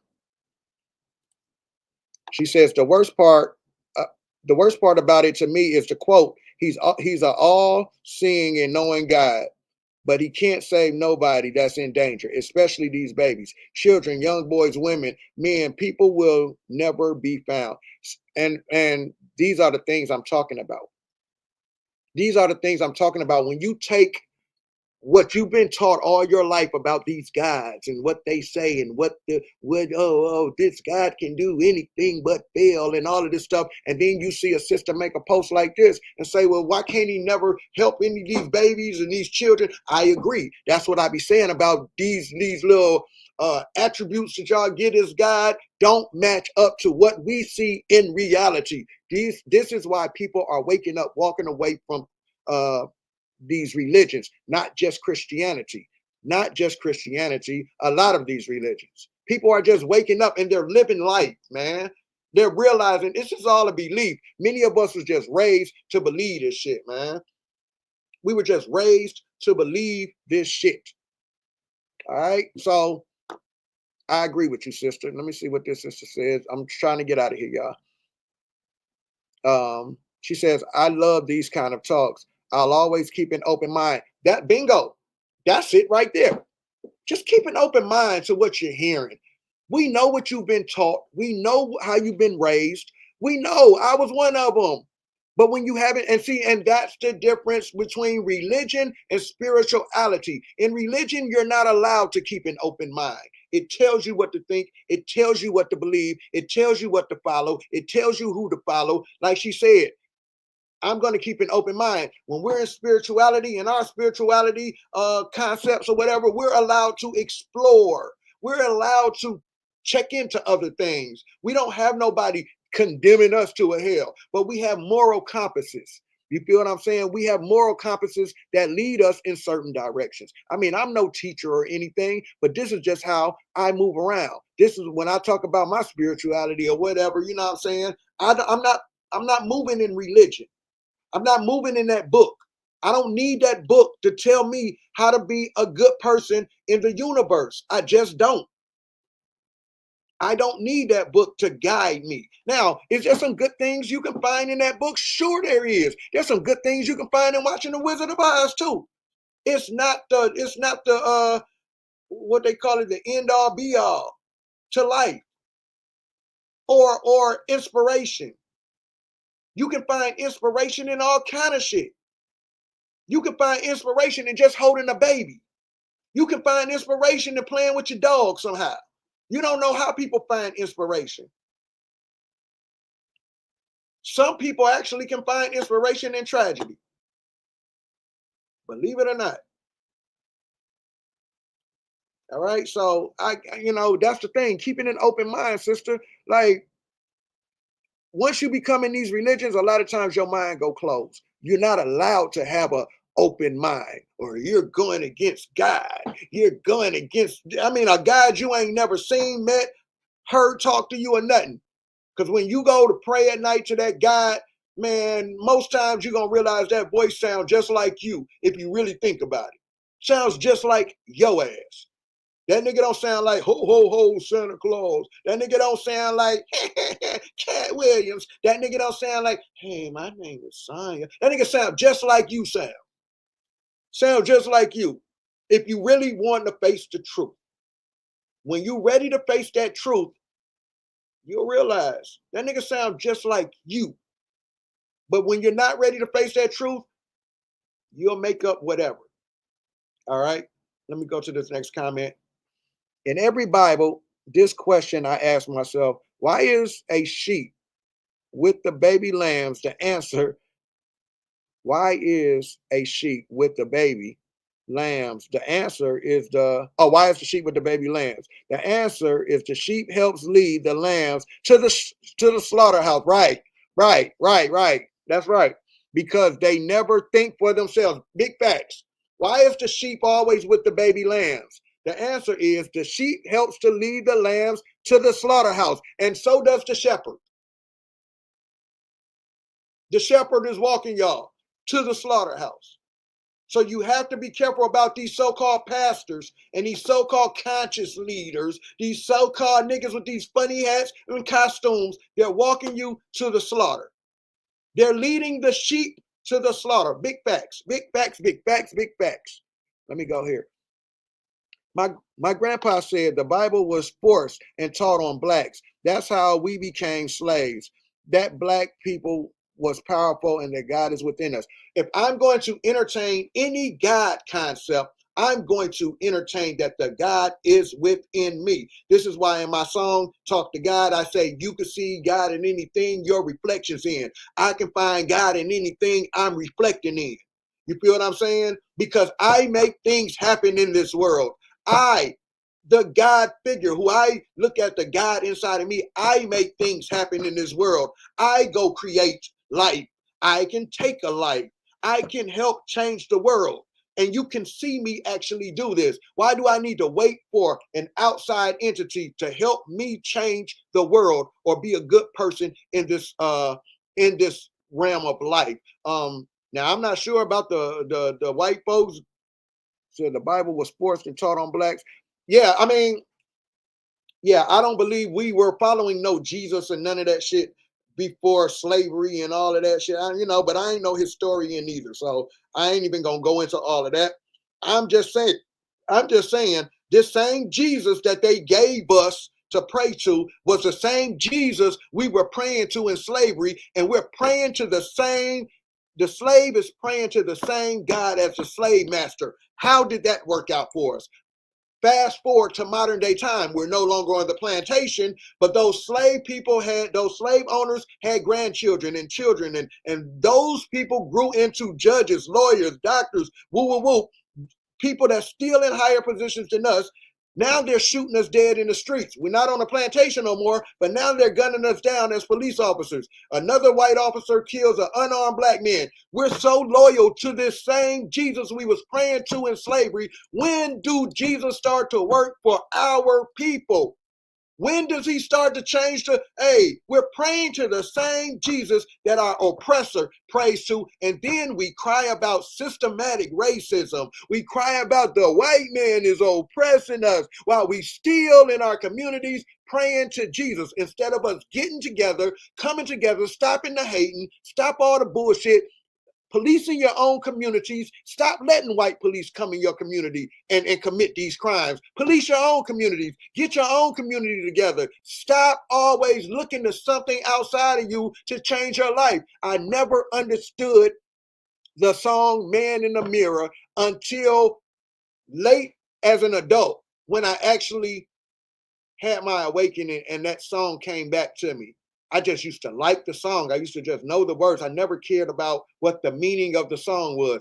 Now it all makes sense to me. The man in the mirror. It starts with the man in the mirror. If you want to change the world, it has to start one by one. Man in the mirror. You, everybody that looks in that mirror every morning. You can see God in anything your reflection's in. I can find God in anything I'm reflecting in. Man in the mirror.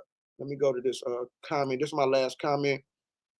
When I was a little girl, I used to ask all kinds of questions, and I was called Satan. Wow. See what I'm saying? This is what I'm saying about how y'all say those of us who don't believe in God, we're Satan. We're the evil ones. Why would you call a little girl Satan? Because she's using the brain in her head, that organ that the creator created her with, or the creators created her with. Why would you condemn her for using her brain to actually ask questions? Now, how demonic is that?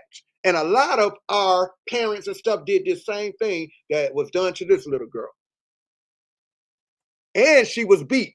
Goodness gracious. Just because I asked questions, they couldn't answer. My father told my mom, if she hit me again, he'll hit her. Well, come on. This is what I'm saying.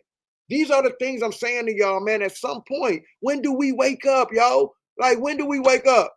Okay, I'm back on this side. I'm back on this side. Sister Break Room done checked in. All right, what's happening? Good morning, good morning, good morning. Real one been in here going in. It's Nikki. My notification didn't ring. Okay.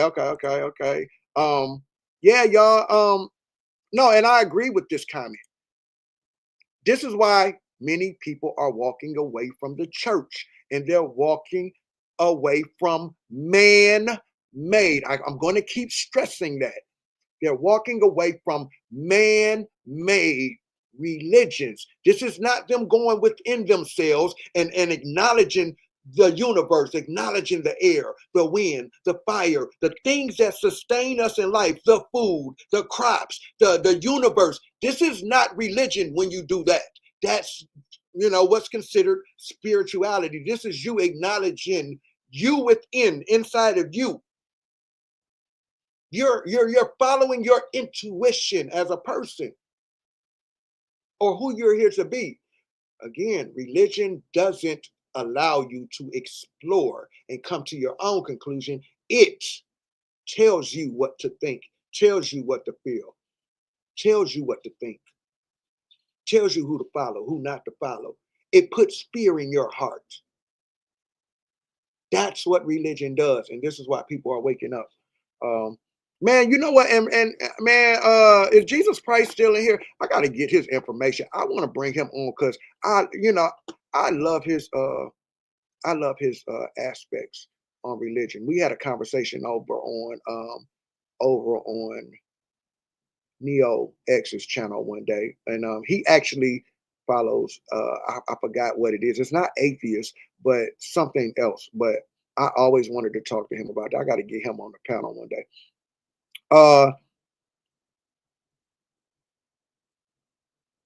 Sister said, a true God doesn't need worship. Man, listen, come on, man. Come on, man. Let's just live life. This is why people are waking up. The church is out here scamming people.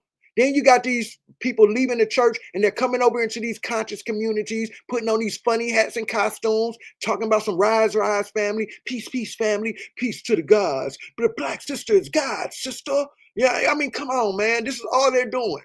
It's all you. It's all you. You make things happen. This is why people get mad when I say I can prove that I have done more. I can prove that I have done more as a human to help humanity and the world than you can prove to me your God has helped anybody. And nobody can, yeah, you might get mad about it, but let's go. Let's figure it out. Now I'm going to prove to you that I've been outside feeding the homeless. Show me your God feeding anybody. And we know it's your God. We know it's God. How do we prove? No man has ever seen God's face. No man has ever hit the news because they discover what God looks like. So prove to me that God has done anything. This is why I have to lower my voice, because I get like this. I get like this. I'm not trying to be confrontational, but now y'all can kind of see why people get upset at me when we have religious conversations and they want to get confrontational with me, because this is how I talk. This is how I talk. Exactly. You are who you've been looking for. When you go looking for God, why not look at you? Why not look at who you are? Why not?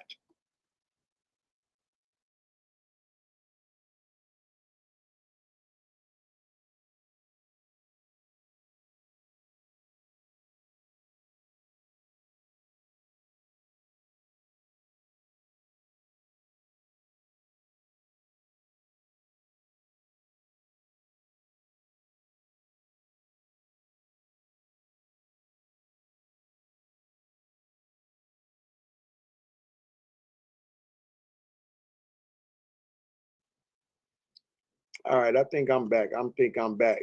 It's the devil, y'all. The devil trying to shut me down. It's the enemy. Oh Satan. Oh Satan trying to shut me down. You feel what I'm saying? Okay, brother, we gotta chop it up, brother. Shoot me your email. Because I wanna bring you on, man, so we can chop it up one day. I'm about to get off of here in a minute. But yeah, why not? Why not? Look at you. I lost my comment. I lost where I was at in the comments. I'm just trying to read some of your comments. This is why I make the music I make, y'all, because everybody's not gonna listen to me speak. Everybody's not gonna like the way I deliver my. If you go, let me show you. I'm about to show y'all. Let me show you one more thing, y'all. Let me show you why people. And Neo X was one who said, "Man, I used to watch Cali."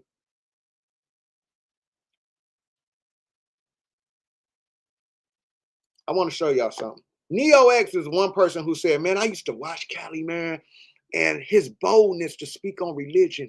I used to be like, yo, he gonna get struck down." And she said, "I used to be watching his lives like, oh my gosh, he told God to strike him down, and this nigga's still here.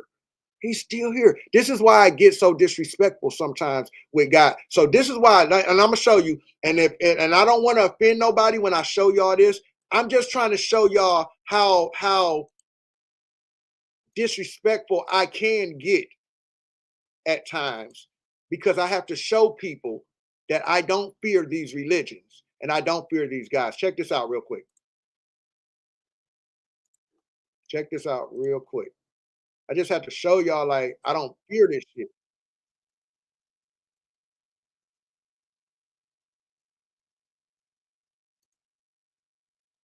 Would you like to hear what I think God would say to the churches in America? He'd say, "You boast that you serve me, but in truth, you serve your own ego."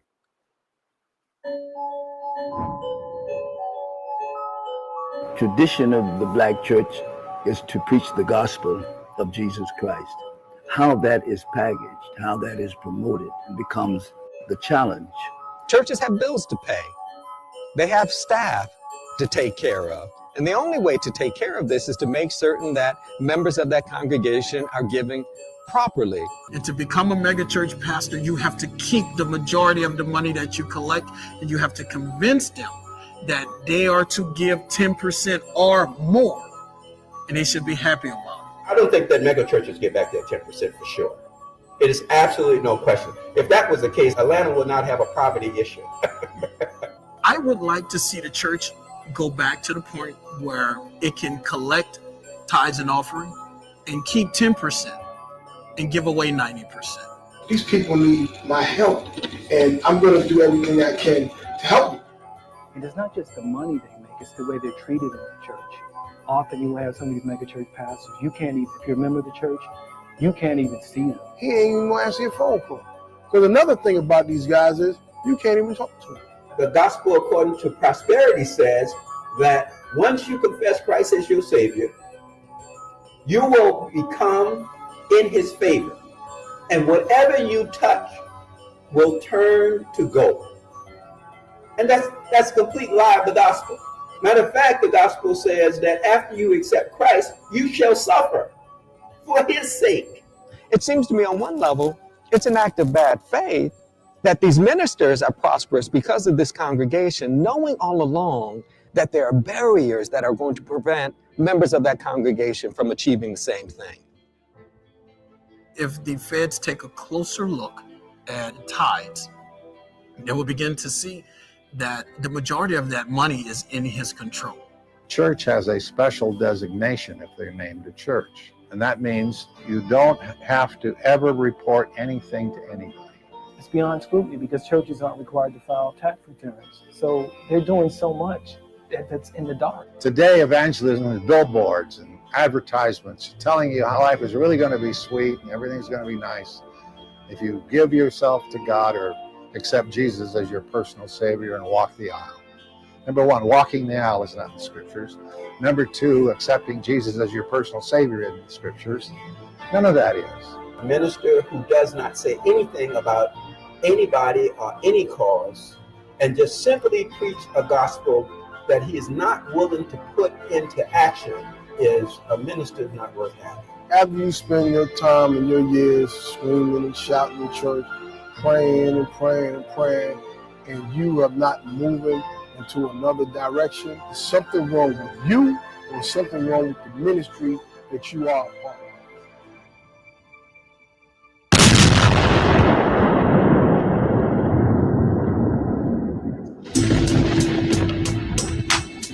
Kelly, don't start that blasphemy shit. What they gonna do? I remember what Pop told me. My family tree consists of loved ones stuck in religion. I try to wake them to truth, but my folks won't listen. The black sheep of my family, I ain't treated the same. When I said fuck religion, ain't no reason to pray. It's sad cause some of y'all will never wake up out of your sleep. Niggas would rather not know, niggas rather believe and have faith in some shit that never crossed your eyes. And brainwashed by the grown-up fairy tales and lies. They say that Jesus is a kind man, but he should understand times in these crime lands and help us out then. Niggas be praying he don't show up for shit. The last time he showed up was in the form of a ship. How the fuck we get tricked and niggas still ain't learned? Niggas round here talking about we guys chosen from curse. Religion got our people programmed head to heart. Niggas proud to be slaves to these unseen guys. Every word I pass down to my seeds is true. You gon' believe in anybody that believe in you.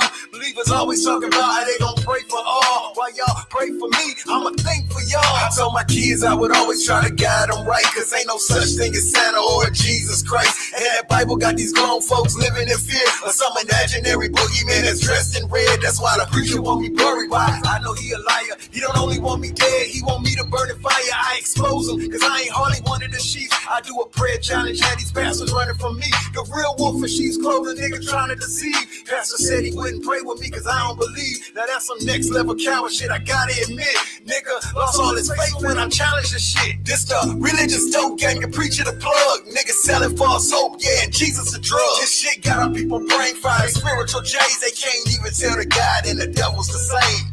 Do not suppose that I have come to bring peace to earth.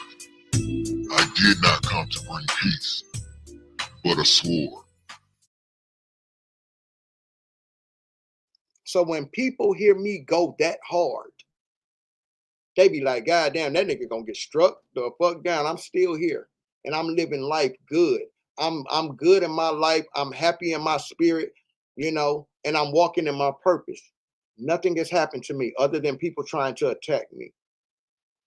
Other than people trying to attack me for doing good with the people. Well, for the believers who do believe in believing, hey, they attack Jesus for doing good with the people too, right? So I guess it comes with the territory. They attack Martin Luther King for doing good with the people too, right? They attack Malcolm X for doing good with the people too. I guess this just comes with the territory. Balance. Balance. There's got to be evil if there's going to be good. So this is nothing new, okay? So this is why I tell y'all, the shit y'all see me go through with these clowns, it's got to be, hey, it's got to happen. It's balance. It's balance. And I stand through all the shit. I stand through it all because I believe in me. I believe in me. And the only way you're gonna fucking destroy me, well, the only way I'm gonna be destroyed is I have to destroy myself. They're trying everything to destroy me right now. They're trying everything to destroy you right now. They're trying everything because you're moving right. You're living right. They're trying everything to hurt you and tear you down. It has to happen. It's balance. I'm just working on me though. I'm not perfect. I'm just working on me to now understand, like, I mean, and it's not now that I understand. It's just I'm still human. So I have to understand I don't have to come to every fight that I'm invited to. Some shit just ain't worth coming to, especially after you done fucking, what else can you fucking prove? And when you see people lying on you and they crashing out and they're desperate to fucking tear you down, at some point the people will see it. The people will start to see it. So, you know, this is just part of the game. If there's good, there has to be evil. And that's what you're witnessing. That's what you're witnessing in your life. That has nothing to do with religion. That's just life.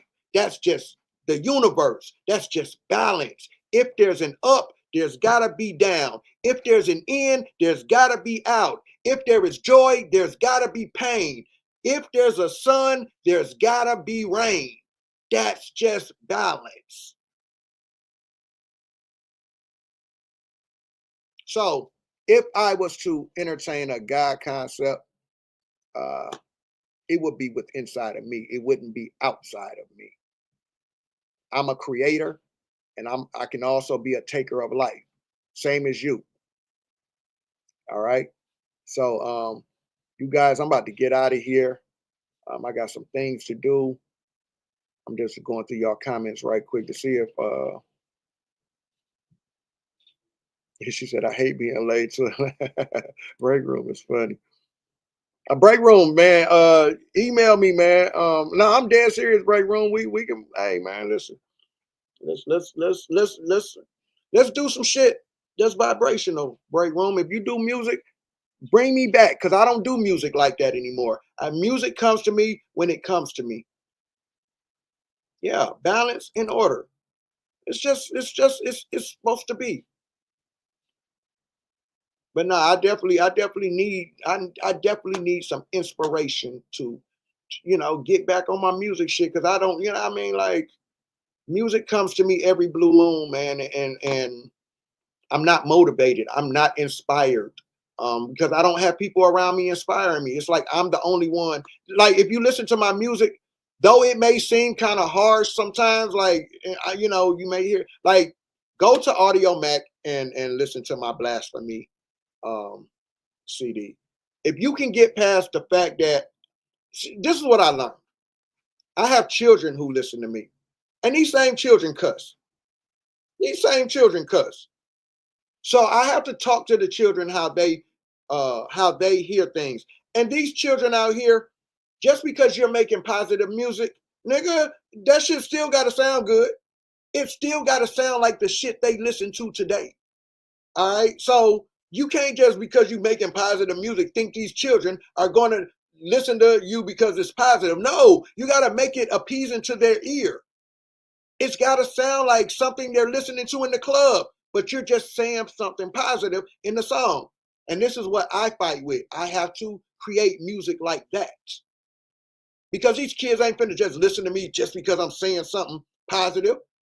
But if I take one of their beats that's out there today, that they rocking to today, and I just change it to put my little spin on and make it positive, that's what I do. That's what I do, man. So that's why sometimes I take and I remake songs from the past. Some songs like the Tupac stuff, I remake the stuff that people love Tupac. So I go back and I remake. I try to bring back that spirit of Pac when I do a Pac song.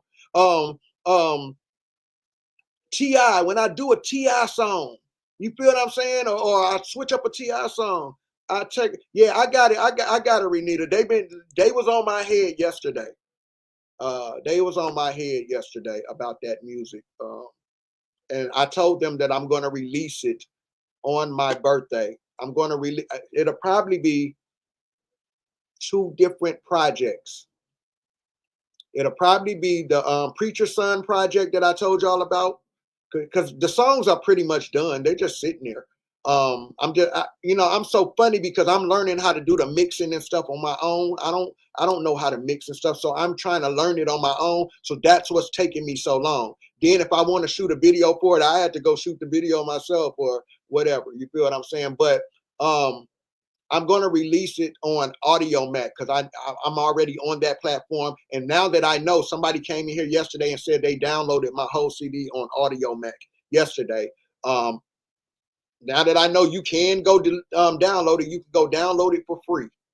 I don't charge people for my music, man. I just want to put a good word out in the universe. So when I'm dead and gone, these songs will play on to the youth. You feel what I'm saying? Audio Mac. Yep, Audio Mac. MAC. Audio Mac. That's an app. It's a yellow and black app. It's called Audio Mac. I'm on there. You can go download. You can go download my first CD. Blasphemy. That song that you just heard is on that CD. Conscious Music is on that CD. Anti-Everything is on that CD. Die the Same is on that CD. I can't remember everything that's on there because it's been so long. I ain't listened to a lot of these songs in a long time. But those of you who like those songs are already on Audio Mac, and obviously you're able to download it for free because I ain't getting no money. Ain't nobody, and I ain't asking for none either. I just like to put good music out in the atmosphere that you could possibly play with your children in the room, or if you invite me to an event, you can play something positive. So with that being said, y'all, I'm going to leave y'all with these last couple songs, man, just to, raise the vibration. And hey, man, more power to y'all. Have a good day. I'm about to get to work. I'm going to be here. Hey, and y'all be safe out there in that snow, okay? I see it snowing out there. We got a lot of ice here in Atlanta. It's a lot of ice here. So y'all be safe with that. Let me take y'all out with some vibration, man. All right. Let's take y'all out with Dax, man, because I love this song because he was saying some real shit in this song. But since we talking about religion, I'll take us away. I'll play this. All right, y'all. I'm gonna go. Peace out. I do have a firearm on me. Don't reach for it then. Don't pull it out. Don't pull it out.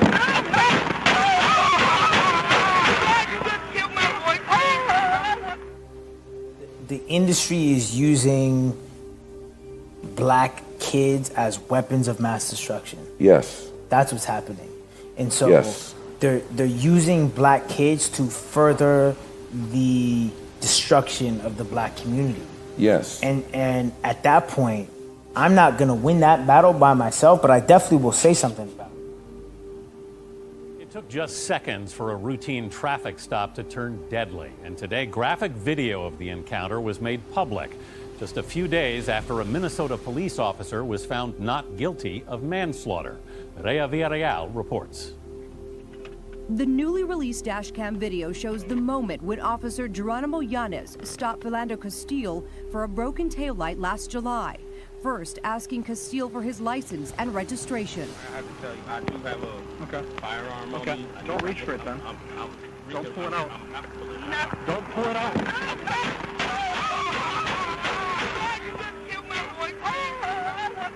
Within 90 seconds of making the stop, the 29-year-old officer fired 7 shots.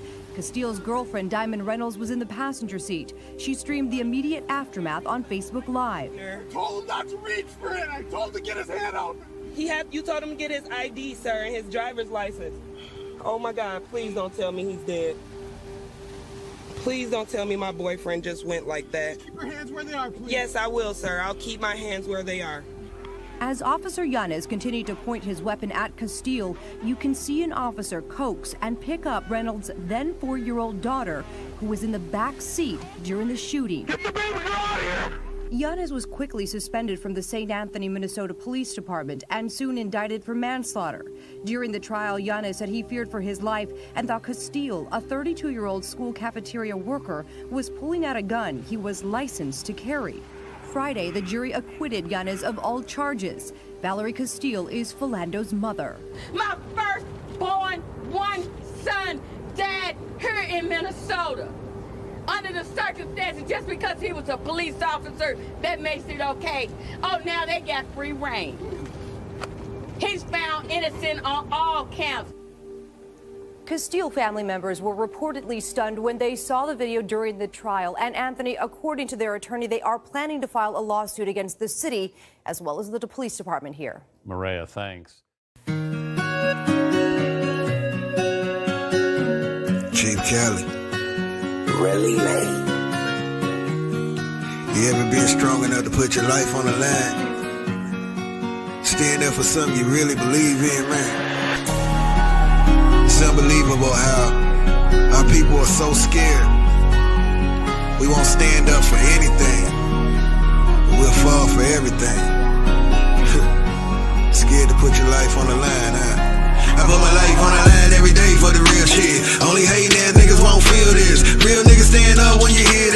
still a marathon, nigga, king dip shit. Chin up, chest out, fight to the end. You ain't banging on the system, who you banging on in? Every rap nigga swear they the realest till it's time to stand up and bang out for the future of the kids. Life's on the line every day for this real shit. Only hating ass niggas won't feel this. Real niggas stand up when you hear this. It's still a marathon, nigga, king dip shit. Chin up, chest out, fight to the end. You ain't banging on the system, who you banging on in? Y'all niggas all talk, y'all scared since y'all won't stand up and fight. Better believe that I will. I ain't watching my words, ain't biting my tongue. Ain't losing no sleep, I ain't gaining no words. Nigga name been solid since the day of my birth. If I stand anywhere, it'll be on my word. They say that the truth I heard a nigga show love. A hit dog, I holler, nigga, so what? Put these rappers in the trash for religion and troll, cause the music that they be making ain't for us. Niggas still glorifying that lame shit. Misleading the youth with that gang shit. And that trap or die is a trick and lie for an early sale in the grave pit. Real shit, I'ma say the shit that y'all won't say. I'ma make the song that y'all won't play. When I'm gone down the line, they be telling the youth I still for the truth before I find a car one day. Going hard through the pain of the system. My life on the line every day ain't simple. Man, I went to war with the man in the mirror. Speaking that truth, defeat the binds of the mental. Want a meal, get missed, no way, get lost. I ain't never been worried about beef. I'm from Cleveland, nigga, I'm a real ass Indian. Tribe like Nietzsche, I'ma die as a chick. I put my life on the line every day for the real shit. Only hating ass niggas won't feel this. Real niggas stand up when you hear this. It's still a marathon, nigga, king dip shit. Chin up, chest out, fight to the end. You ain't banging on the system, who you banging on in? Every rap nigga swear they the realest till it's time to stand up and bang out for the future of the kids. Life's on the line every day for this real shit. Only hating ass niggas won't feel this. Real niggas stand up when you hear this. It's still a marathon, nigga, king dip shit. Chin up, chest out, fight to the end. You ain't banging on the system, who you banging on in? Y'all niggas all talk, y'all scared since y'all won't stand up and fight. Better believe that I will. What the fuck are we? Who the fuck are we? How the fuck are we? Why the fuck are we? Still confused, cause as far as I can see, we still choose to accept this fuckery. At first I didn't agree, now I kinda see what Kanye meant about the choice of slavery. How you ever gon' face reality? Grown as hell, believing books and make-believe. Talking snakes and even burning bushes too. You believe in that more than you believe in you. But believe in the Wizard of Oz too. Believe in anything but ain't seeking to find truth. Fight for the youth, what I've been about. I refuse to be the reason that our kids die. When I'm gone, they'll say that I did try. I put the small truth up against my life line every day for the real shit. Only hating ass niggas won't feel this. Real niggas stand up when you hear this. It's still a marathon, nigga, king dip shit. Chin up, chest out, fight to the end. You ain't banging on the system, who you banging on in? Every rap nigga swear they the realest till it's time to stand up and bang out for the future of the kids. Life's on the line every day for this real shit. Only hating ass niggas won't feel this. Real niggas stand up when you hear this. It's still a marathon, nigga, king dip shit. Chin up, chest out, fight to the end. You ain't banging on the system, who you banging on in? Y'all niggas all talk, y'all scared since y'all won't stand up and fight. Better believe that I will. Life's on the line.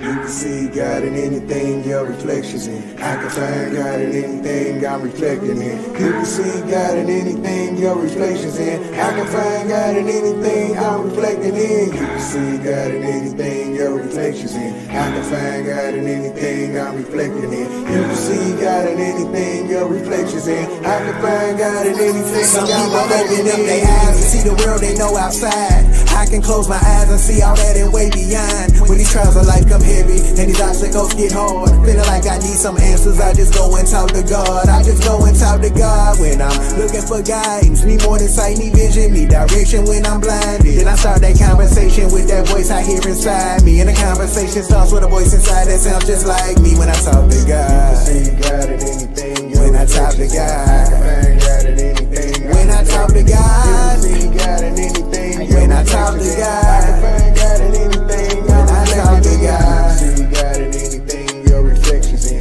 I can find God in anything I'm reflecting in. You can see God in anything your reflections in. I can find God in anything I'm reflecting in. My daddy said don't ever assume, ask questions. It's ironic it was that advice that helped this song happen. It was also that advice that led me to my life's blessings. That same advice helped me make it through life's lessons. It was that advice that separates grown-ups away from children. That advice can be the difference from knowing or just believing. It was that advice that brought the gavel down on my decision of breaking the mental chains of these man-created religions. It's faith and belief, nonsense, the biggest scam ever. I hate to say it, I swear this one hell of a mental illness. We don't believe no other time. Why we do it with these religions? A fact that COVID's killing while all of these guys is missing. A lot of hide and seek and peek-a-boos. Guys playing games with you, I'ma just assume he ain't got no COVID miracles. Maybe he ran out after making the donkey talk or them stories about a guy side, moonwalking on water tides. This is simply a distraction to keep you away from you and to look outside for a guide when the God is inside of you. When you close your eyes at night to pray to that voice you talking to. When you ready to face the truth, you realize that that voice is you. You can see God in anything your reflections in. I can find God in anything I'm reflecting in. You can see God in anything your reflections in. I can find God in anything I'm reflecting in. You can see God in anything your reflections in. I can find God in anything I'm reflecting in.